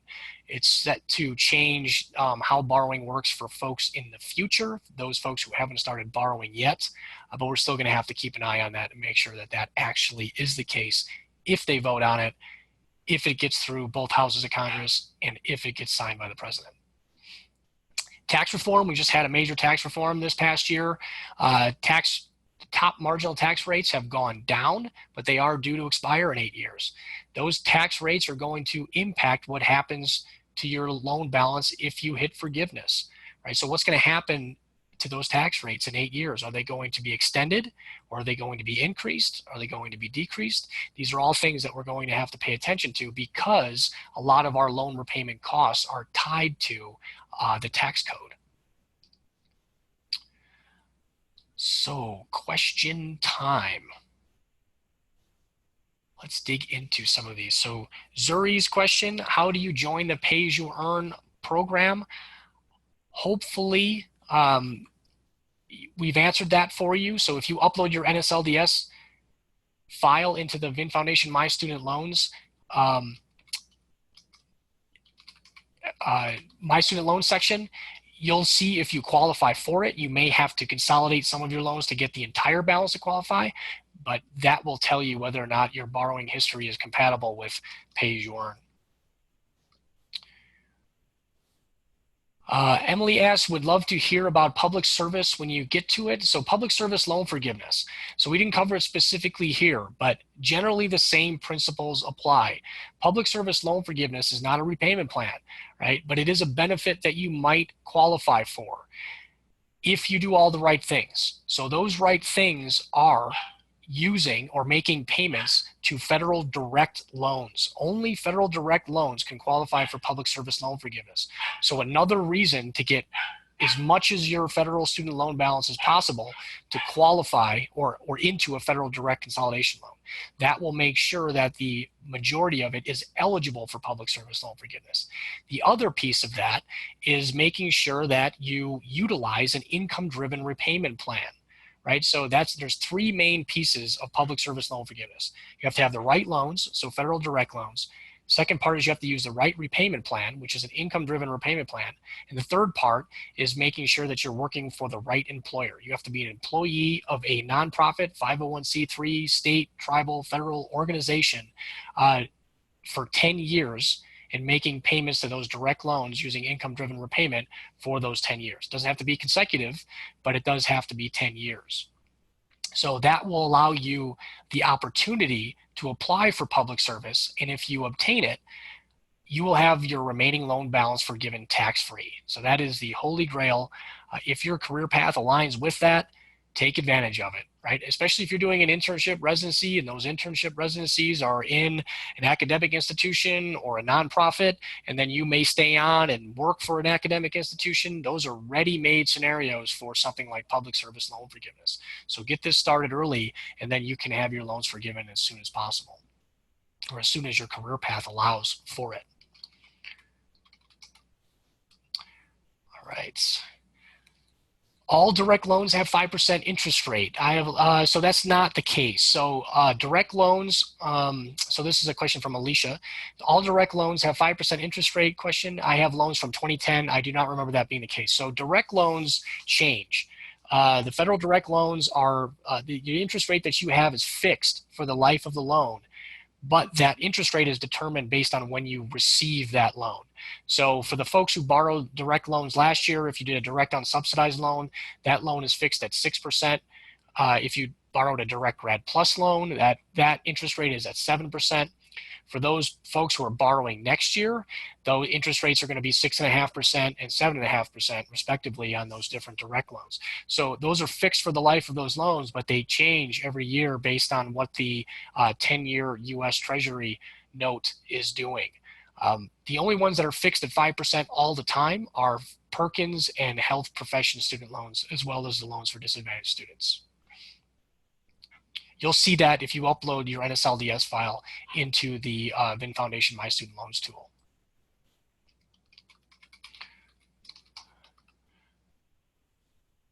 All right, so we got an anonymous question. What is the web address for the site? So this is, so that the presentation is done through a platform called Prezi, and we'll get that Prezi up on the vinfoundation.org website. The tools that I've been showing you largely tonight have been located on the VIN Foundation Student Debt Center. So I will bring that back over really quickly on my screen. So this is vinfoundation.org/student debt center. And then all of the different tools that we went through tonight, My Student Loans, Loan Repayment Simulator, WikiDebt. That's where you can find all of those resources. Can you make payments? This is another anonymous question. Can you make payments during your grace period? First part of the question. Yes, you can make payments. However, all of those payments will first go towards the unpaid interest of your loans. You don't get to choose whether it goes towards unpaid interest or principal. You have to pay all of the unpaid interest balance first before anything can go towards the principal on a loan. If you're going to hit forgiveness based on the simulations that you run, it doesn't make sense to make payments during your grace period. It makes more sense to get into repayment as soon as you can. Try to get that $0 monthly payment due and plan for the forgiven amount. Second part of Anonymous's question, if you choose an income-driven repayment plan, do you have to consolidate? You don't have to consolidate, but the most beneficial repayment options are going to be those for direct loans, right? So you want to get as much of your balance as possible into a federal direct loan so you can get as much of it to qualify for the more beneficial income-driven repayment plans. Also, a third part to that question, if you choose, can you pay more than your minimums? And I think we covered that one. You can always choose to pay more, but know that those additional payments will first go towards unpaid interest before they ever go to principal. And if you are going to hit forgiveness as indicated by the student loan repayment simulator, then you're likely just throwing that money away. So better to pay the minimum, save that extra that you would pay in the plan for forgiveness, and your money will go farther that way.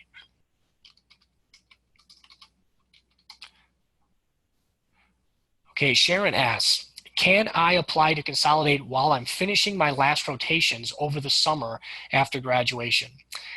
Unfortunately not, right? That in grace period thing is pretty pesky. So as long as your school is reporting or has reported your official graduation date, the soonest that you're going to be able to consolidate is the day you graduate or the day after, right? So you're going to have to wait until you graduate until you can begin that consolidation process. But that means you still have some more time to figure all that out and try to be ready to go as soon as those loans do enter their grace period so you can get that started as soon as you do graduate.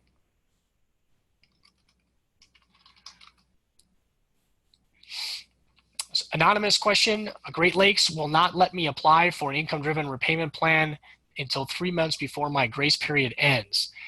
Is that okay? So that's not technically true, right? And this is where the loan servicer, this is where you got to be really careful. I always kind of kid with people.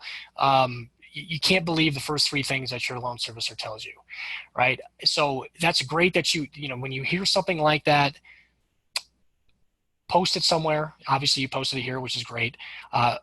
You can't do that if you don't pursue consolidation, right? So there is a very specific window that you can, or for which you can apply for income-driven repayment.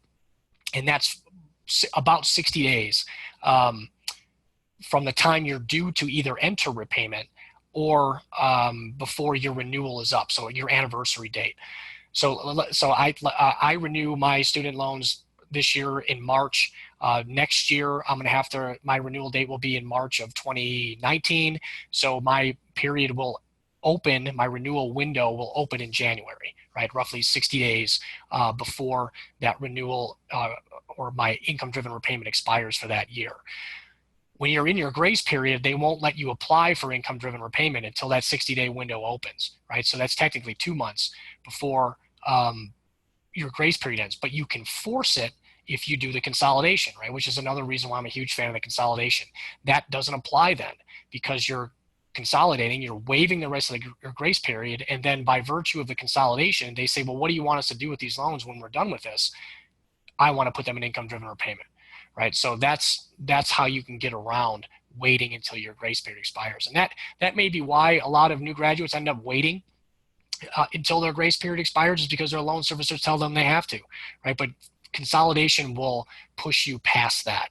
So take advantage of that option.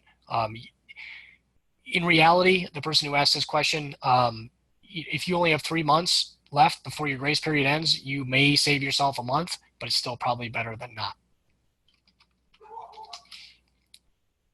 All right, so Sharon asks, I asked my credit union about refinancing, and the financial advisor there warned me that private refinancing means I lose some of the benefits of my government loans, such as cancellation, public service loan forgiveness, and the grace period. Does consolidation with a government loan instead of a private also prevent from working towards cancellation? No, so that you're just taking all of your government loans, and if you're utilizing a federal direct consolidation loan, you still have federal loans, right? So you still qualify for all of those benefits that we've been talking about tonight. So that financial advisor you met with, it is true that if you use a private refinance, you pull those loans out of the federal system, and now you're paying that loan back to a private entity. Yes, that is true. You do not get any of these benefits that we're talking about tonight. You are subject to the terms of that private loan refinance, which is why you really have to read through the fine print of that private loan refinance and know what you're giving up in terms of the benefits that you have with your federal student loans, right? So that was some good advice that your financial advisor gave you.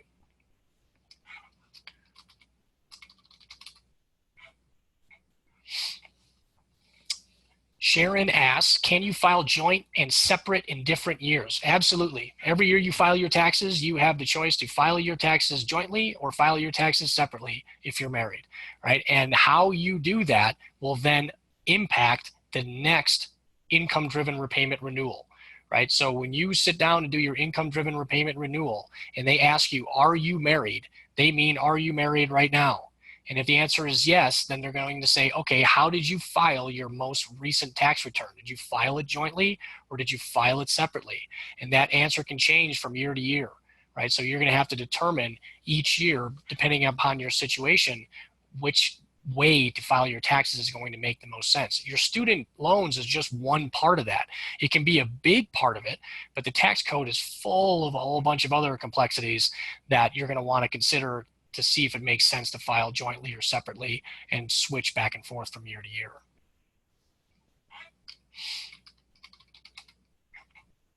That's where that tax accountant can really help with those sorts of things. The student loan repayment simulator will help with answering the student loan repayment portion of things.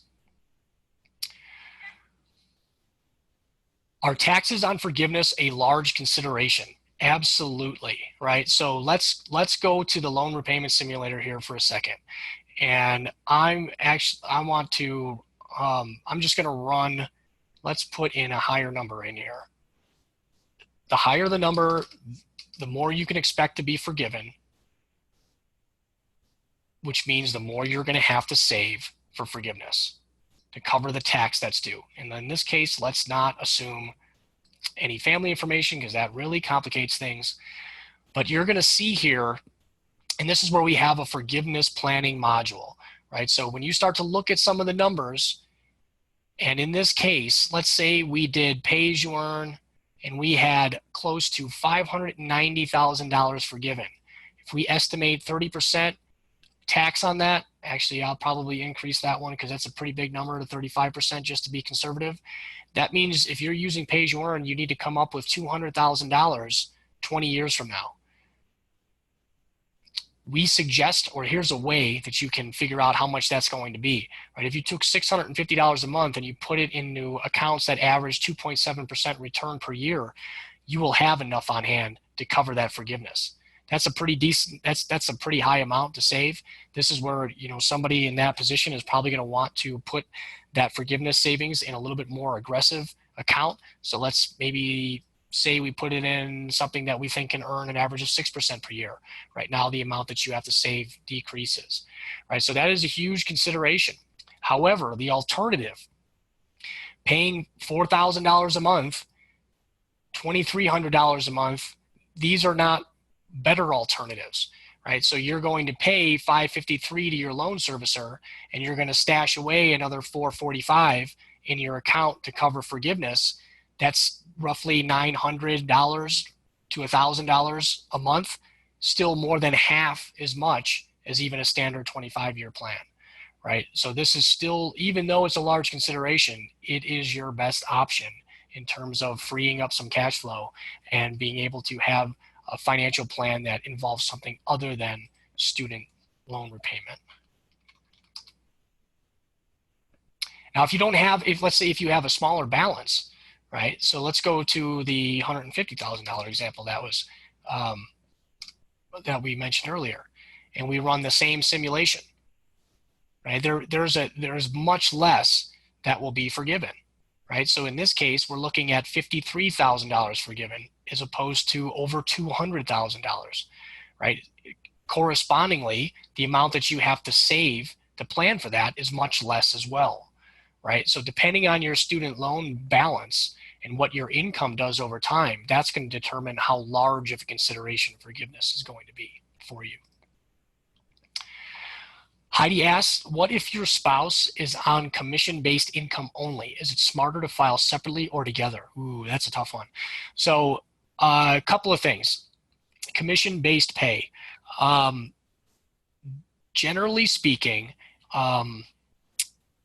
if you file your taxes jointly and you're going to have to provide your spouse's income, it's probably going to make more sense to provide a pay stub from a lower commission period, right? So sort of whatever the base level of income your spouse can expect. Same would apply to a veterinarian who's paid largely on commission. There are certain times of year where your income is lower, and there are certain times of year where your income is higher. It's just cyclical like that.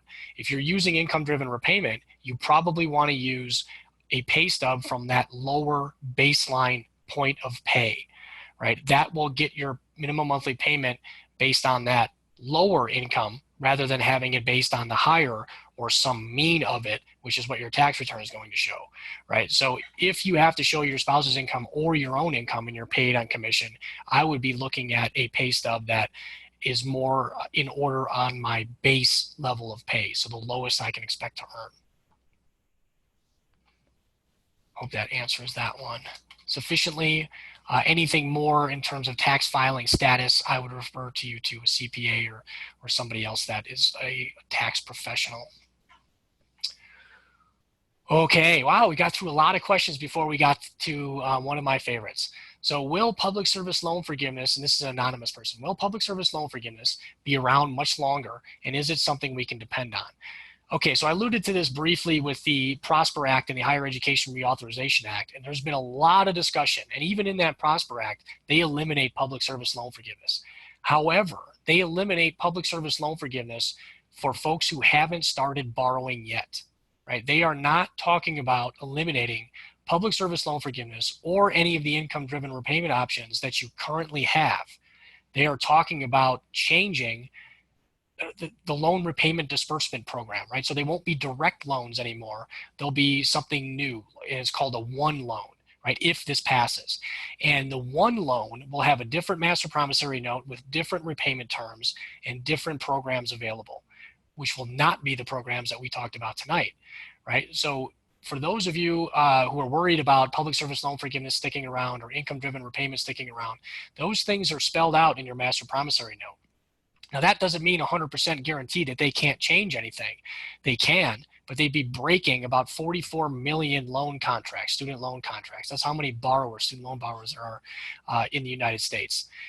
Not likely to do that, which is why all of the new proposals, and even the most serious one being that PROSPER Act, talk about establishing new programs for new borrowers. And that tends to be how we handle these things. So hopefully that gives you a little bit more peace of mind in terms of the longevity of these programs. But you do have to stay tuned because I don't get to make the rules, right? But I spend a lot of time interpreting them and watching how they've evolved over time. And that is how we've handled them to date. So until something changes, we're going to presume that that's going to be the case going forward. And if something radically is different, well, we'll be here to inform you and tell you how to handle that. Lauren asks, what if I have no tax returns for 2016 or 2017, but I just received my first paycheck?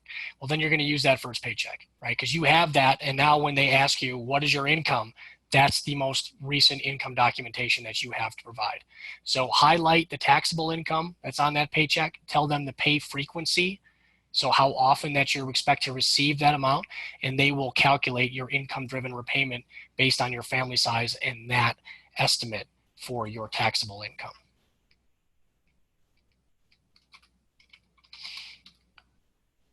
All right. Thanks for those of you that are sticking around. I know that there's usually always lots of questions here, so I'm going to keep going until there's either nobody here listening or I run out of questions. So Maria asks, could you please elaborate on the forgiveness plan? How do you know if you can qualify for a forgiveness plan? So that's going to be the My Student Loans, the Student Debt Center, and you're going to want to focus on that My Student Loans page, right? You're going to upload your NSLDS file into that My Student Loans tool, and it'll show you in the income-driven repayment eligibility tab which repayment options you have available.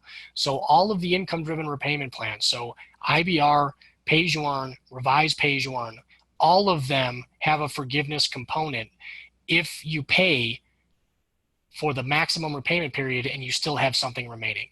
Right? If you pay it all to zero before you hit the maximum repayment period, then there's nothing to forgive. But if you hit the maximum repayment period and you have a balance remaining, they will forgive it, and you'll have to pay tax on the amount that's forgiven.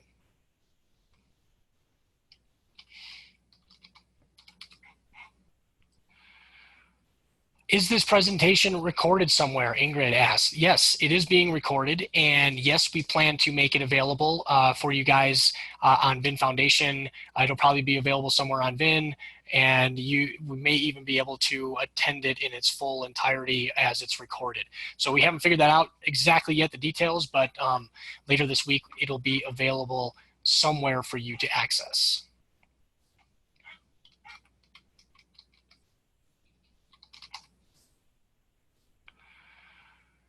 Okay, Stephanie asks, I have $35,000 in HPSLs and $60,000 in federal. Should I only consolidate my federal loans? I plan to use a repayment plan during internship year and residency years. Do I have to manually change back to a 10-year plan after that?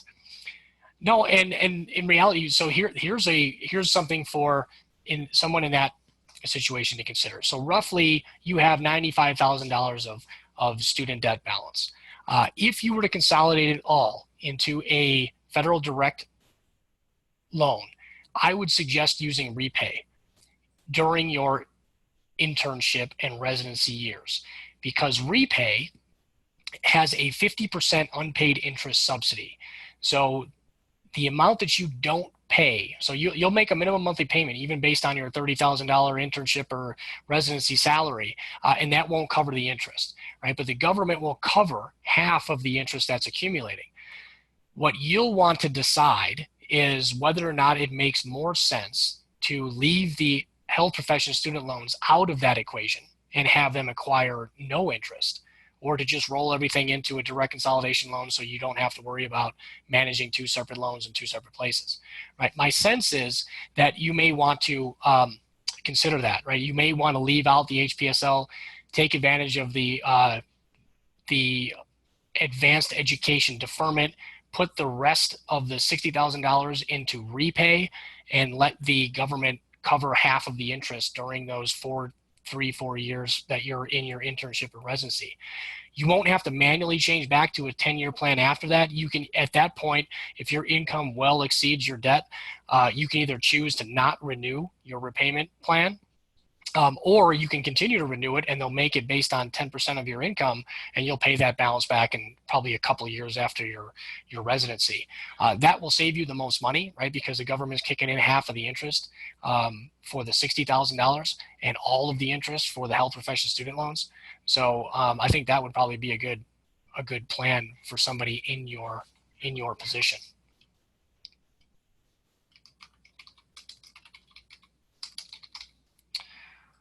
All right. So Lauren, is there any chance that the federal government could take away the IBR pay-as-you-earn forgiveness after you've already started? I think we covered that one.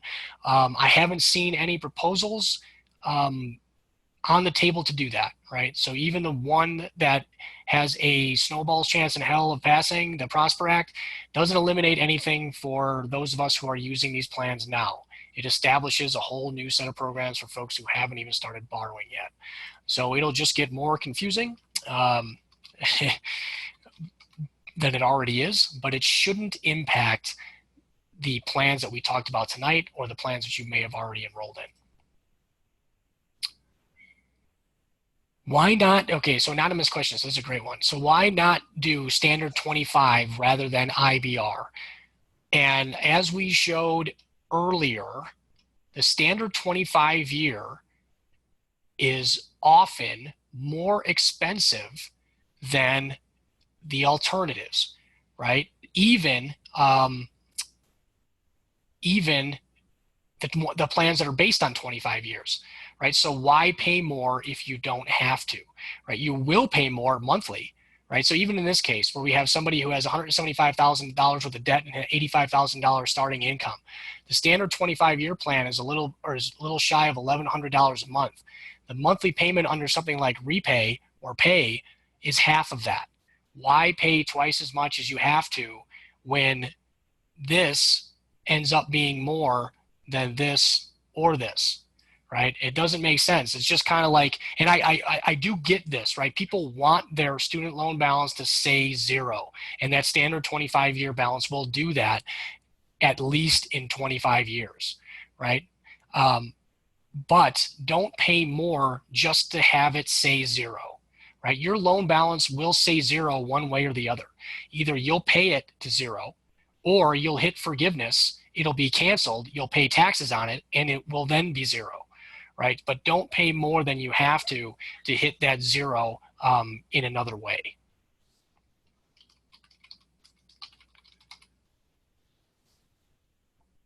Can you consolidate loans that were already consolidated after undergrad? Yes, you can. So you can consolidate a FEL consolidation loan or a previous direct consolidation loan into another direct consolidation loan as long as you have another direct loan to throw in there with it. So you can consolidate an already consolidated federal student loan. And you should, right? It'll make it simpler. It'll probably allow you to waive the grace period that's lingering on your vet school loans and then get into repayment as soon as possible. Corinne asks, am I correct that you cannot apply for consolidation if one of your loans is not listed as in grace period but is still in deferred? Okay, so somebody has already been doing some homework, and great for noticing that. No, you can actually consolidate the one that says deferred as well, right? So it either has to say deferred in grace period or otherwise be in repayment for you to be able to consolidate your loans or start that consolidation process. So deferred will also work as well as in grace period. The one that prevents you from consolidating is that in-school status, right? So if the only status on your loan says originated, then you're not going to be able to consolidate that. And your direct grad plus loans don't technically have a grace period. This is kind of one of these underbellies of the student loan system that you can forget as soon as I say it, but they don't have a grace period. They have a post-graduation deferment, but it's equal to 6 months, which is the same as your grace period. So that's why it says deferred, most likely.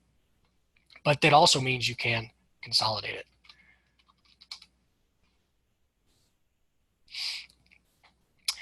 Amanda says, if I have started working, can I still use my AGI from past 2 years of tax returns when applying for the income-based repayment? Technically, you can, but you have to be able to sleep at night when they ask you, is this a reasonable representation of your income? So if your tax return from 2 years ago says zero or negative because you're a student, and now you've got a pay stub that says 85, the equivalent of $85,000 a year, is that a reasonable representation? Probably not, right? Technically, you can still do it. If they were to audit you, and if there were some audit process that I was aware of, then you might get in trouble for that, right? So you're going to have to, as you apply for the income-driven repayment, you'll get to a series of questions, and one of them is, has your income changed significantly since you filed this most recent tax return? And if the answer to that is yes, well, then they're going to ask you for that alternative documentation of income, which is more likely your pay stub. So if you've already started working, you may have missed that window to get that $0 monthly payment. So you're going to have to submit your pay stub in order to get into income-driven repayment. Colleen says, thank you. Thank you. Appreciate that. Can subsidized loans be consolidated in with other loans since they do not have interest? Is that a benefit when the interest is averaged. So the subsidized loans, if you still were lucky enough to have any of those are few and far between these days. Subsidized loans are only subsidized during school, right? So you will start accumulating interest on those after school. So unless they're health professional student loans or Perkins loan, those loans will start to accumulate interest once you graduate again. So at that point, the whole subsidized benefit is largely moot. So you can put them into a consolidation loan. They will separate those out. They will keep them separate, subsidized balance from the unsubsidized balance, because there are some special benefits that they obtain in income-driven repayment as well, for the first 3 years that you use that. So yes, it does make sense to put a subsidized loan, as long as we're talking about direct or FFEL subsidized loans. If you're talking about health professional student loans or Perkins loans, that's a little bit of a different story.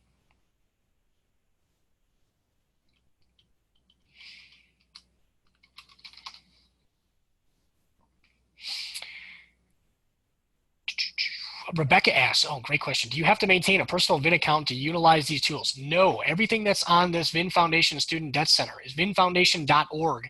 All of these are freely available whether you have a VIN membership or not, right? So these are tools that you can use. The My Student Loans tool, uploading your NSLDS, running repayment simulations, all of those are free tools that you have access to, whether or not you have a personal VIN account. There is a student debt folder similar to all the other folders that you can post and research on VIN that does require a personal VIN account. So that's where we do more of the personal consultations that people ask, and where they post their signalments, and you can research and as well as post your own questions. That does require a personal VIN account. Brittany, how do you plan for forgiveness? Should we set aside small amounts each month? Absolutely, right? And this is where this forgiveness planning module, if you guys are still following along on my screen, that's where this forgiveness planning module really helps. We'll give you some guidelines based on a tax rate. You can choose to type in whatever you think that tax rate should be, and as aggressive as you want to be with your forgiveness savings plan, right? And we'll tell you, and if you change these numbers, right? So let's say that you try to get a little bit something more aggressive, the amount that you need to save will go down based on the amount that we anticipate will be charged to you as the tax due on forgiveness. So yeah, absolutely. So set aside a small amount each month. Ideally, you're going to want to put those into something that earn interest, and then the conversation crosses over into, well, what's your risk tolerance, right? Do you want to invest in the stock market? Do you want to put them into a money market account or a CDs? I mean, a combination of both. Some people tell me that they're going to buy a condo and rent it out and then sell it when their loans are forgiven. I mean, there's a whole bunch of ways that you can approach forgiveness savings. But you know, the forgiveness planning module will kind of give you an idea of the numbers that you're dealing with.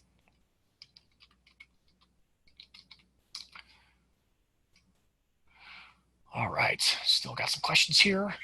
Corinne asks, can you go into more detail about federal taxes on loan forgiveness? It is deterring me from wanting to enter into this type of plan.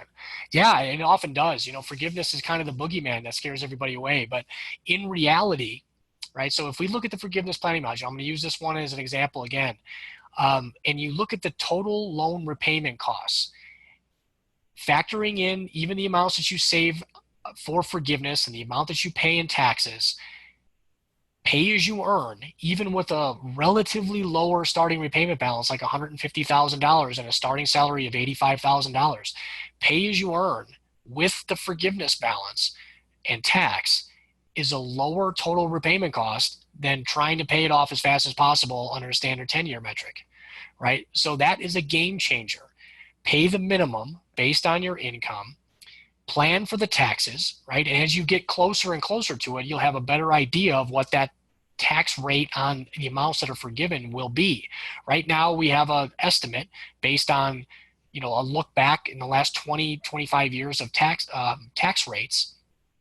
And this is probably still an overestimate, in my opinion, this 30%, particularly for this scenario. If you have $178,000 forgiven and you're earning maybe $200,000 of income in that year, and your total taxable income that year approaches $400,000, you're not going to, your average tax rate 20 years from now is probably going to be in the low to mid 20s.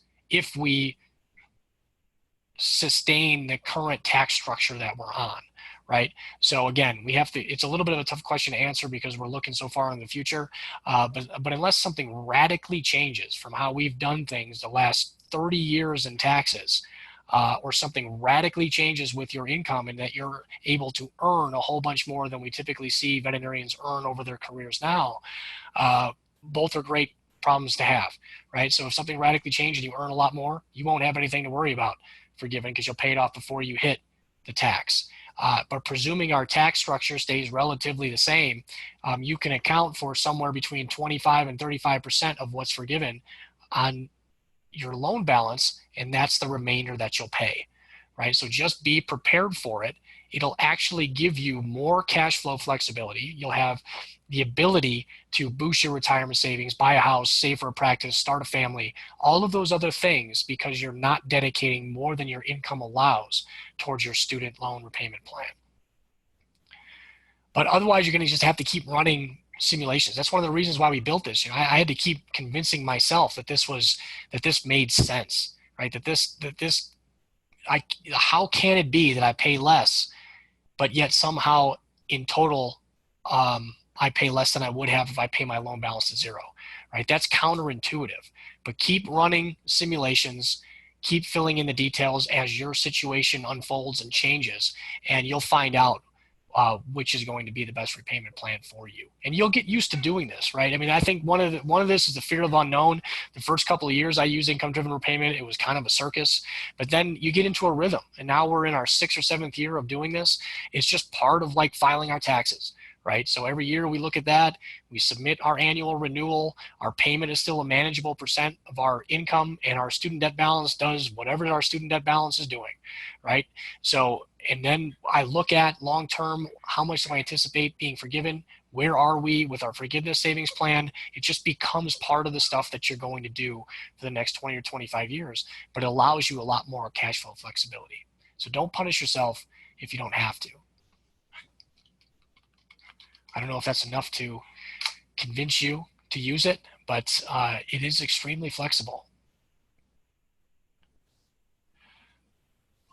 Casey asks, I have been told that it may be advisable to start with repay due to the interest monthly accrual benefits and change the plan before 20 years to pay as you earn.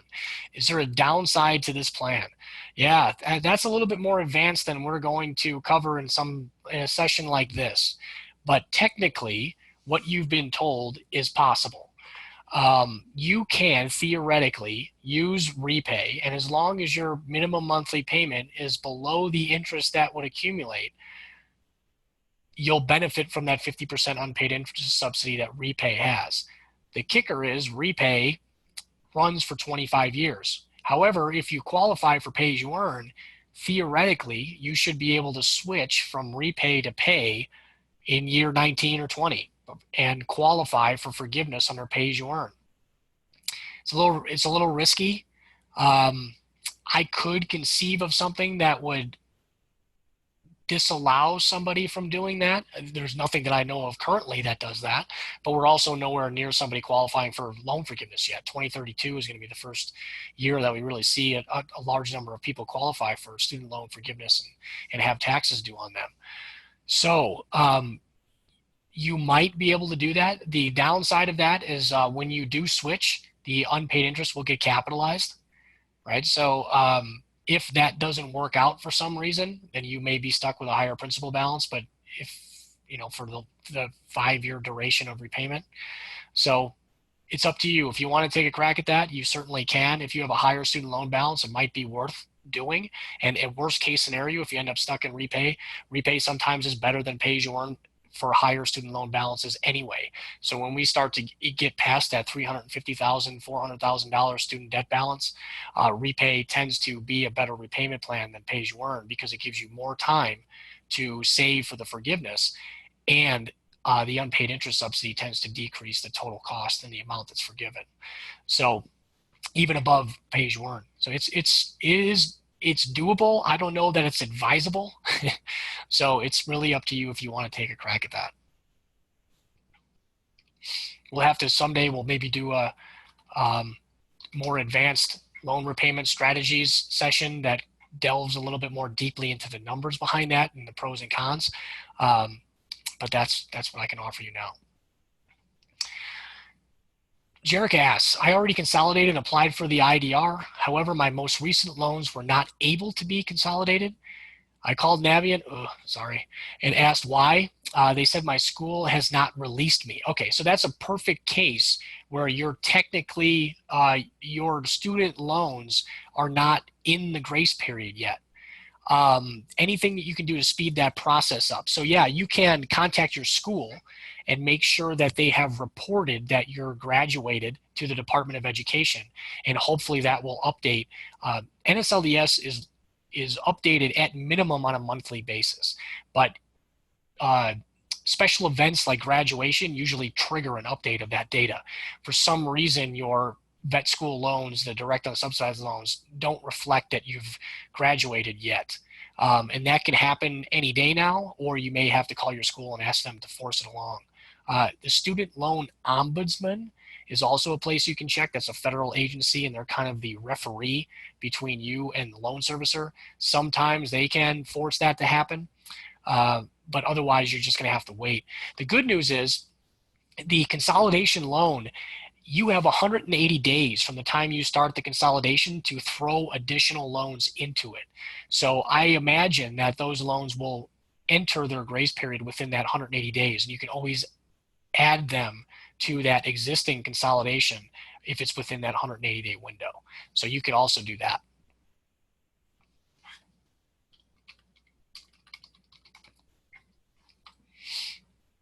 Colleen asks, do $0 payments count towards public service loan forgiveness?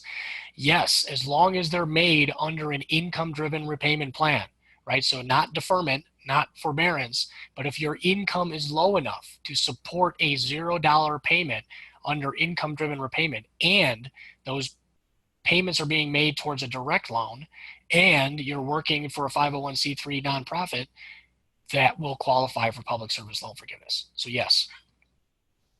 But you should also submit a public service loan forgiveness employment certification form. Another one of those things that's not required, but is extremely helpful. So a public service loan forgiveness employment certification form, the loan servicer, Fed Loan Servicing in this case, will look at what you've been doing, look at your loans, and look at the payments and tell you, yes, you've made X number of qualifying public service loan forgiveness payments. You have Y number of payments to go, right? That at least confirms for you that what you're doing is on the right track. You don't have to do that, but if you wait until you get to year 10 and you try to compile your public service loan forgiveness application, it could be difficult. If you've got these employment certification forms, it could make that process a lot easier. Corinne asks, should I plan to save money along the way to pay off the tax at the end, or how should I plan to pay that off? So save money along the way, yes. So the forgiveness planning module, use that, have that amount available when the loan is canceled and you have to report it on your tax return that year. Then you'll have an amount, hopefully, to pay that off.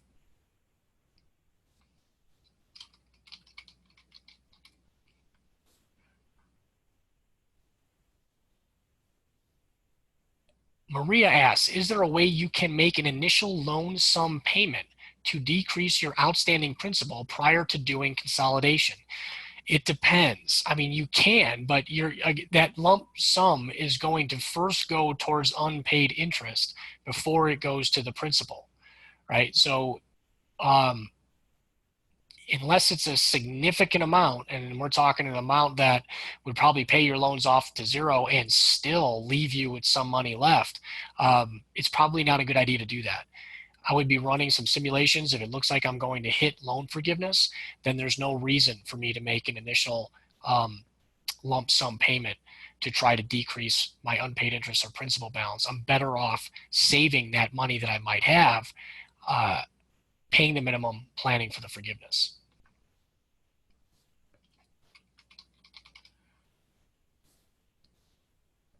Lynn asked, do you have plans to write a book? Yeah, maybe someday. We're going to keep doing these instead, and we'll download it to you guys, from our brains to yours, one one piece at a time. And if some of that turns into a book, someday we have the time and way to do that, maybe, but not any plans in the works right now. Bradley asks, do you need to be a VIN member to use a simulator? No, I think we covered that one. So everything on vinfoundation.org is free and accessible whether you have a personal VIN account or not.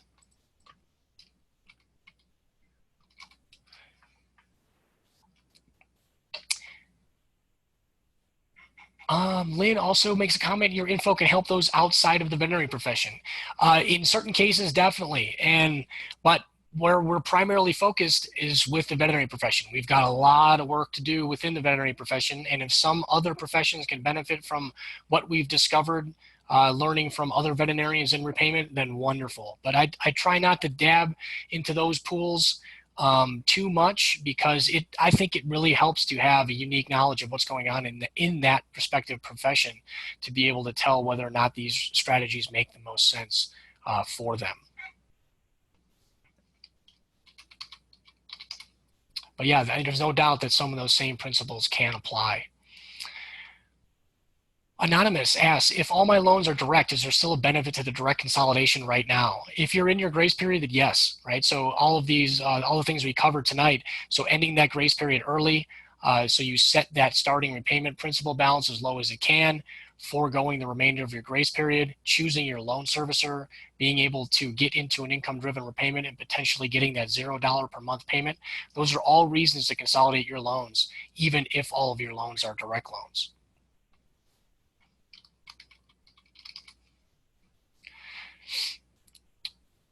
Anonymous asks, if your total loan balance qualifies for pay as you earn, is there a reason to consolidate? So yeah, that was the same question.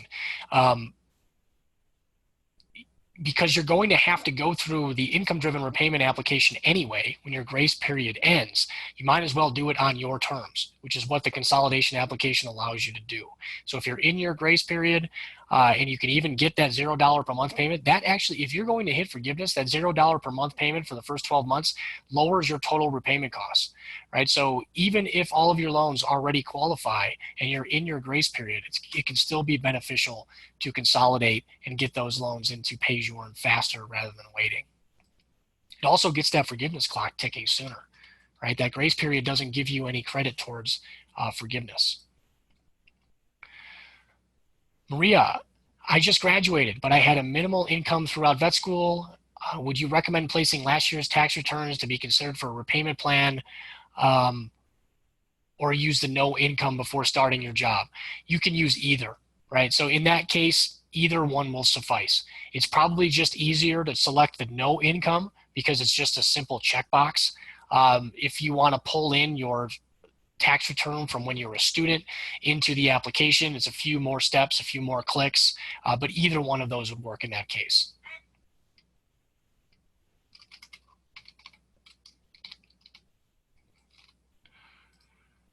Caitlin asks, if you enter one of the income-based repayment plans and pay off your loans before 20 or 25 years, how will that affect the taxes? Well, if you pay them off, then there is nothing to be taxed on, right? You're only taxed on amounts that remain, right? So if your income increases and allows you to pay your loans to zero before you hit the maximum repayment period, which is what triggers loan forgiveness, then there won't be anything left to forgive, right? And there won't be any tax that you have to pay, right? That, I hope, is the case for everybody that I work with. However, being a pragmatist and knowing the data that we have access to, those of us with 250, 300, 350, 400, $450,000 veterinary student loan balances, which there are plenty of us that do, it is highly unlikely that you're going to pay that balance to zero before you hit loan forgiveness. So plan for it. That's just our reality. But yeah, if you pay it to zero before you hit forgiveness, then no taxes to worry about, which can be a benefit, right? So even the forgiveness savings plan, let's say you're trucking along, you're using income-driven repayment, you experience a significant increase in your income by whatever means that you're able to do that, and now you've paid your loans to zero before you hit forgiveness. Well, now you've got a whole little nest egg that you've been planning for a forgiveness tax that you don't have to pay anymore, right? How nice of a bonus is that, right? So again, Hope for the best, plan for the worst. Corinne asks, can you explain a bit more about graduated standard 10-year plans? Yeah, there's really no reason to use it. So the graduated repayment plans were kind of a way to stem those periods where you don't have a lot of income. But income-driven repayment has kind of far surpassed those graduated plans. And the graduated extended plans are the most costly repayment plans out there. So income-driven repayment is almost always, it'd be hard for me to fathom of a situation where a graduated plan would be better than an income-driven repayment plan. If you're thinking of using a graduated standard 10-year plan, use Repay, right? So if you're thinking that your student debt balance is not that high and your income may eclipse your student debt balance in the first few years out, well, that Repay is going to shine for that, right? So your payment is always 10% of your discretionary income. You'll pay your balance off before 10 years in that case using Repay, right? But you're still doing it based on your income. The graduated plans don't care about your income. They just care about your student debt balance. So they're not a very good plan to use in light of the student debt or the income-driven repayment plans.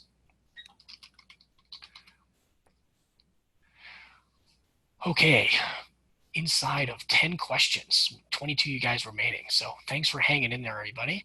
Anonymous attendee asks, I am a 2016 grad, currently in a residency program, finishing up my first year. Any advice for starting the consolidation process since I am not in the grace period? Also, so if you're already in your residency program, I'm guessing that your loans are either in deferment or you're in income-driven repayment. If you're in deferment, then the same concepts apply. Get out of deferment, consolidate your loans, get into income-driven repayment for the duration of your residency. If you're already in income-based repayment, well, now the consolidation piece might not make that much sense unless you have a bunch of loans that don't qualify for the more beneficial plans, right? That gets way more complicated, and it really depends on the specifics of your situation. So if you want to email studentdebt@vinfoundation.org with your specifics, we can go through that in a little bit more detail, but that's a little bit beyond the scope of what we're going to be able to cover here in the Q&A session. As a second part of that question, I have some private loans with Navient. Would you recommend trying to move them to a different provider? Only if you have private loans, whether they're with Navient or anybody else, if you can refinance those and get a better deal, then great. And if that happens to take you away from Navient, even better. But it is unlikely that you're going to be able to get a favorable private refinance while you're in a residency program, presumably earning 35 grand a year, right? You're not a good candidate for a refinance unless you're putting somebody else on the hook for your loans in the forms of a cosigner. So you may want to wait until you're done with your residency before you pursue a private refi of another private loan in order to get a better deal. But it's always worth shopping around. And if you do have private loans, so another part of the question here, any special advice for private loans? So other than trying to get a better deal on another private loan, alternative, get your federal student loans into income-driven repayment. Get the minimum monthly payment to the lowest it can possibly be and pay off those private student loans as fast as you can, because those are much less flexible than the federal student loans that you have.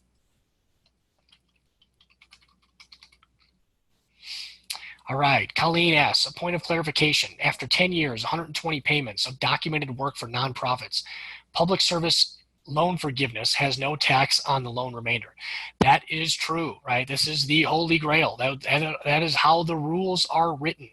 If you make the minimum monthly payment based on your income for 10 years and you have the right loans and you're working for the right employer and you reach that 10 years, and apply for public service loan forgiveness and are granted it, they will forgive the remaining balance tax-free, right? No tax on the remainder. Holy grail.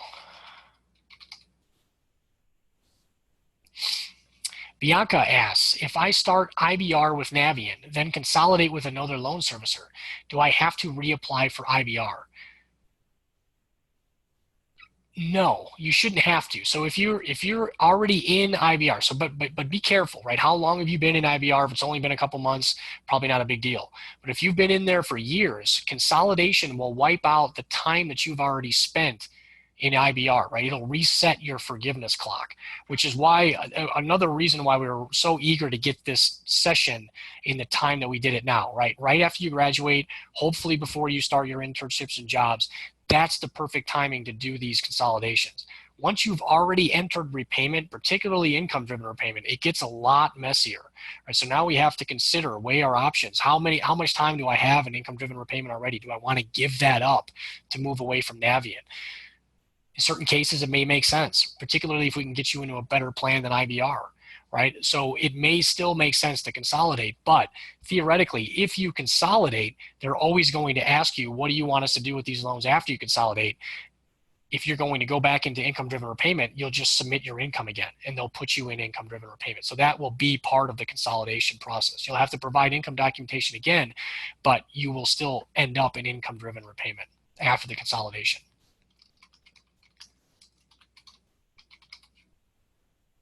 Hopefully that makes sense. My voice is giving out a little bit. Home stretch here. So anonymous attendee asks, any recommendations on where to invest extra money besides company investment options? Where have you decided to invest your own money? So forgiveness savings plan, this really depends. It's individual specific, depends on your risk tolerance. Certified financial planners are great for this, right? Sit down, pay one to look at your options and see what your comfort level is with all of the terminology and the investments that they may recommend. But look for somebody who is actually a CFP, a certified financial planner. They are supposed to work in your best interest and not in their own, right? That's what's called, that's a fiduciary. So you want anybody that is going to help you with your investments, you want to make sure that they're a fiduciary, which means they're acting in your best interest, right? Where I put mine, I love these robo-advisors, right? So these are kind of the electronic financial planners, if you will, right? So if you have a certain comfort level, or if you're okay with how they set up and you're okay with algorithms making all of the decisions for you, which recent studies have shown that the algorithms are better than the humans anyway, you can set up these, pick your risk tolerance, and all you have to do is feed it money and they do the rest, right? So these robo-advisors, a couple of examples are Wealthfront, Betterment, Acorns. These are all, I can't say one is any better than the other, but there's dozens of them out there. Research them, play with them. They are just as good as trying to invest on your own. If you want that extra assurance and advice, then pay a certified financial planner, right? So, but there are ways, millions of ways to do this on your own. It just depends on your comfort level with investing.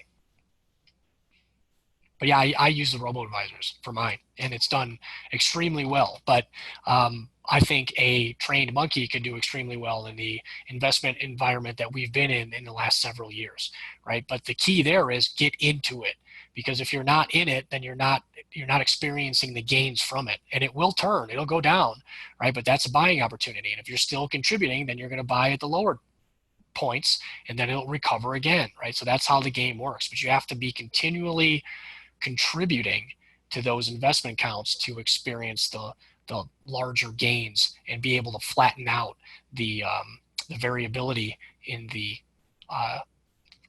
prices. Anonymous attendee, I have been told that it may be advisable to start with repay. Okay, we've already covered this one. So this is the repays and switching to pay as you earn. Again, that's advanced loan repayment.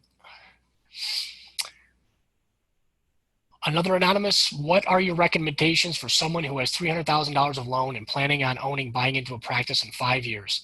Get into income-driven repayment, right? So run the simulations, use the VIN Foundation Student Loan Repayment Simulator, and hopefully you qualify for pay as you earn. If you don't, repay is going to be your next best option. But if you qualify for both pay as you earn and repay, well, now you have a choice, right? And then it comes down to your personal specifics. If you're married, I'd be leaning more towards pay as you earn, because that allows me the option to separate my income from my spouse. If I'm not married, or I don't have plans to be married, repay is probably a better option, even than pay as you earn with $300,000 of loans. If you're marrying someone who also has student loans, then that brings repay back onto the table. But you're going to have to run some simulations, right? So you're going to probably narrow down to pay as you earn versus revised pay as you earn, but then the specifics are going to kick in, right? What are you expecting to earn in these 5 years before you own the practice?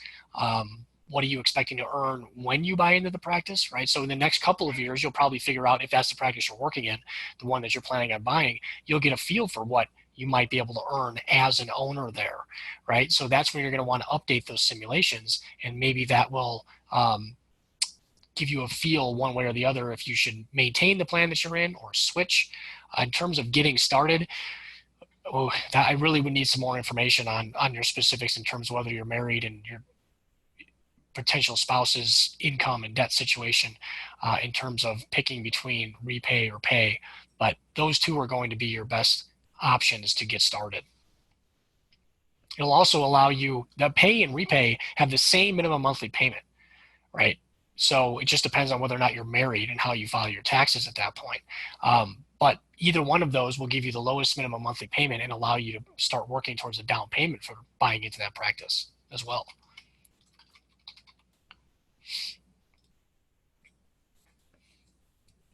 Anonymous asks, I apologize if I missed this one. Once loan amount is forgiven, are we expected to pay the tax all at once or in payments? Ideally, all at once, right? So it's kind of like when we settle up and we file our taxes at the end of the year. If we paid enough in taxes, or maybe we paid more than we were supposed to, the government gives us a refund. If we didn't pay enough in taxes, or we had other income that the government didn't know about, well, that's when we pay something. We have to pay what's owed by April 15th of that following year. Right, so April 15th was the time frame we had to settle up with the government for all of the income we earned in 2017. Right, so the same is going to happen when you have loans forgiven in the future. So you'll have a balance forgiven; it'll be canceled. You'll have to report that as taxable income. You won't have paid any tax on that income to the government. So the IRS is going to say, hey, you owe us some money. So you're going to have to pay that balance in full by April 15th, or you'll have to work out a payment plan with the IRS or a bank or somebody else. But you don't want to take out a loan to finish your loan repayment plan, right? So that's what the forgiveness savings plan is all about, is being prepared for that so you don't get caught off guard by that forgiveness tax. And if you don't make that payment in full with the IRS, you're going to get hit with fees and penalties and interest associated with that as well too. So that's less than ideal.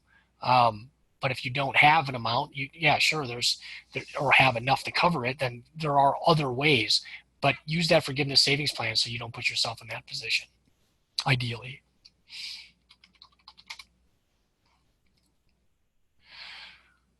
Casey says, thank you. Well, thank you. Appreciate you attending and sticking out and asking questions.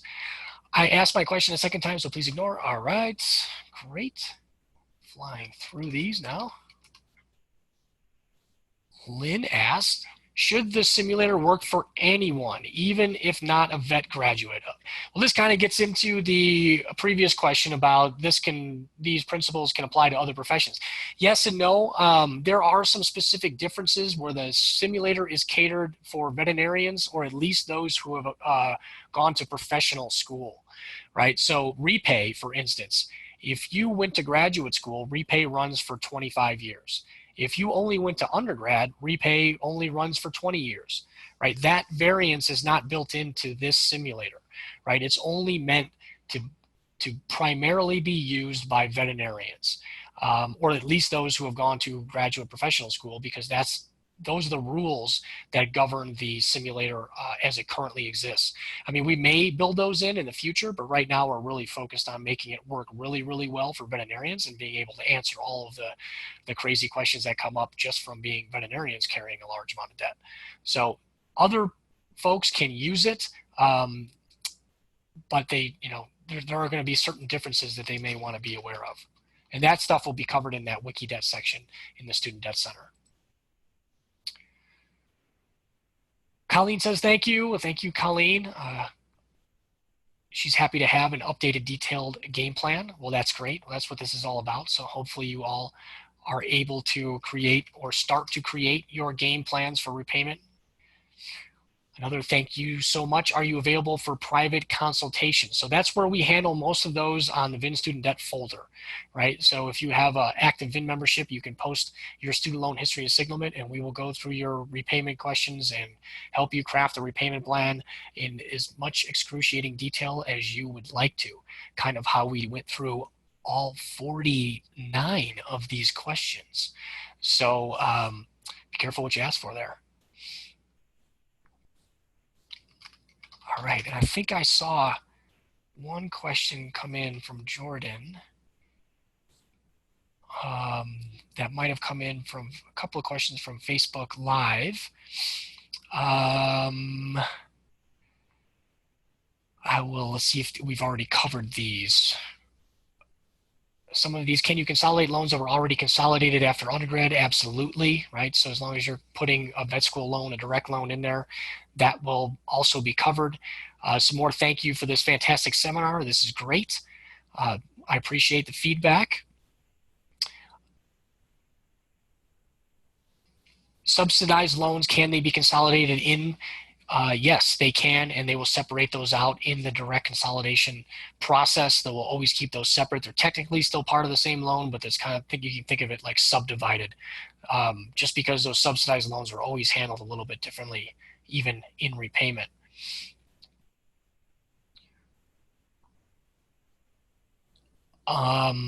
Question, a loan servicer said that a doctor who has been on IBR for 3 years cannot switch to pay-as-you-earn, although her loans fall in the parameters. Is this something she should go back and argue with the servicer? Absolutely. That is total crap.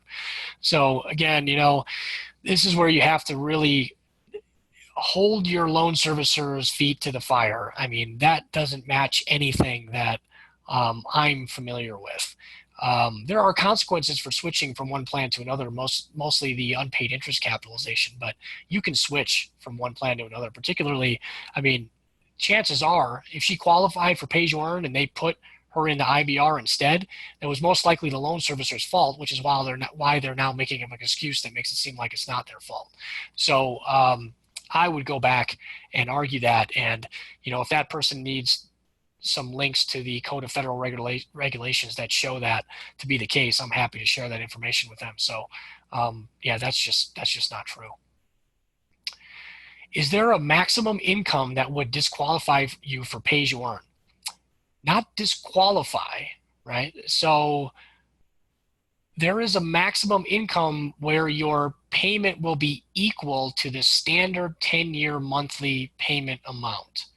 Right, so if anybody's still looking along at the screen at this $172,000 starting repayment balance, when your pay-as-you-earn monthly minimum payment based on your income and family size is greater than this number, what it would have been under a standard 10-year payment, that's when they'll just set the payment to this number. Right, you're still technically in pay-as-you-earn, but you're making the standard 10-year monthly payment amount, right? So that's why, again, that's another benefit actually that I didn't list out in the session for starting in your grace period is you'll always qualify, right? So if your income was high enough where it generated a payment greater than $1,900 a month on their pay-as-you-earn and you hadn't yet been in pay-as-you-earn, well, now they won't let you in. Right, that you do not experience a partial financial hardship, you are not allowed to enter pay-as-you-earn. However, everybody in their grace period or before they start their first job has a partial financial hardship, which means you can get into pay-as-you-earn, and that means the maximum payment that you would ever have, no matter how high your income would be this standard 10-year monthly payment. And you'll either pay your loans to zero before you hit forgiveness, or you'll just reduce the amount that'll be forgiven. Either way, you're paying a manageable percent of your income, and you're still using income-driven repayment. I think that does it for the questions. So for you 13 troopers who are remaining, let me please thank Jordan Benchia, Executive Director of VIN Foundation, for sticking around too and managing the technical questions and chats that came in, and also helping to promote this on all of the outlets that we had available. We kind of put this together at the last minute. But it was great. We got some great attendance, some excellent questions. I hope you guys learned a lot. keep planning, keep playing with VIN Foundation Student Debt Center, and keep asking questions. And that's the only way we're going to keep making this stuff better for you to be able to use. So drink them if you got them. I'm going to go get myself a beer to cool down my vocal cords here. But thanks to everybody who's attended. And that will conclude this graduate, consolidate, get into income-driven repayment learning session. Thanks, everyone.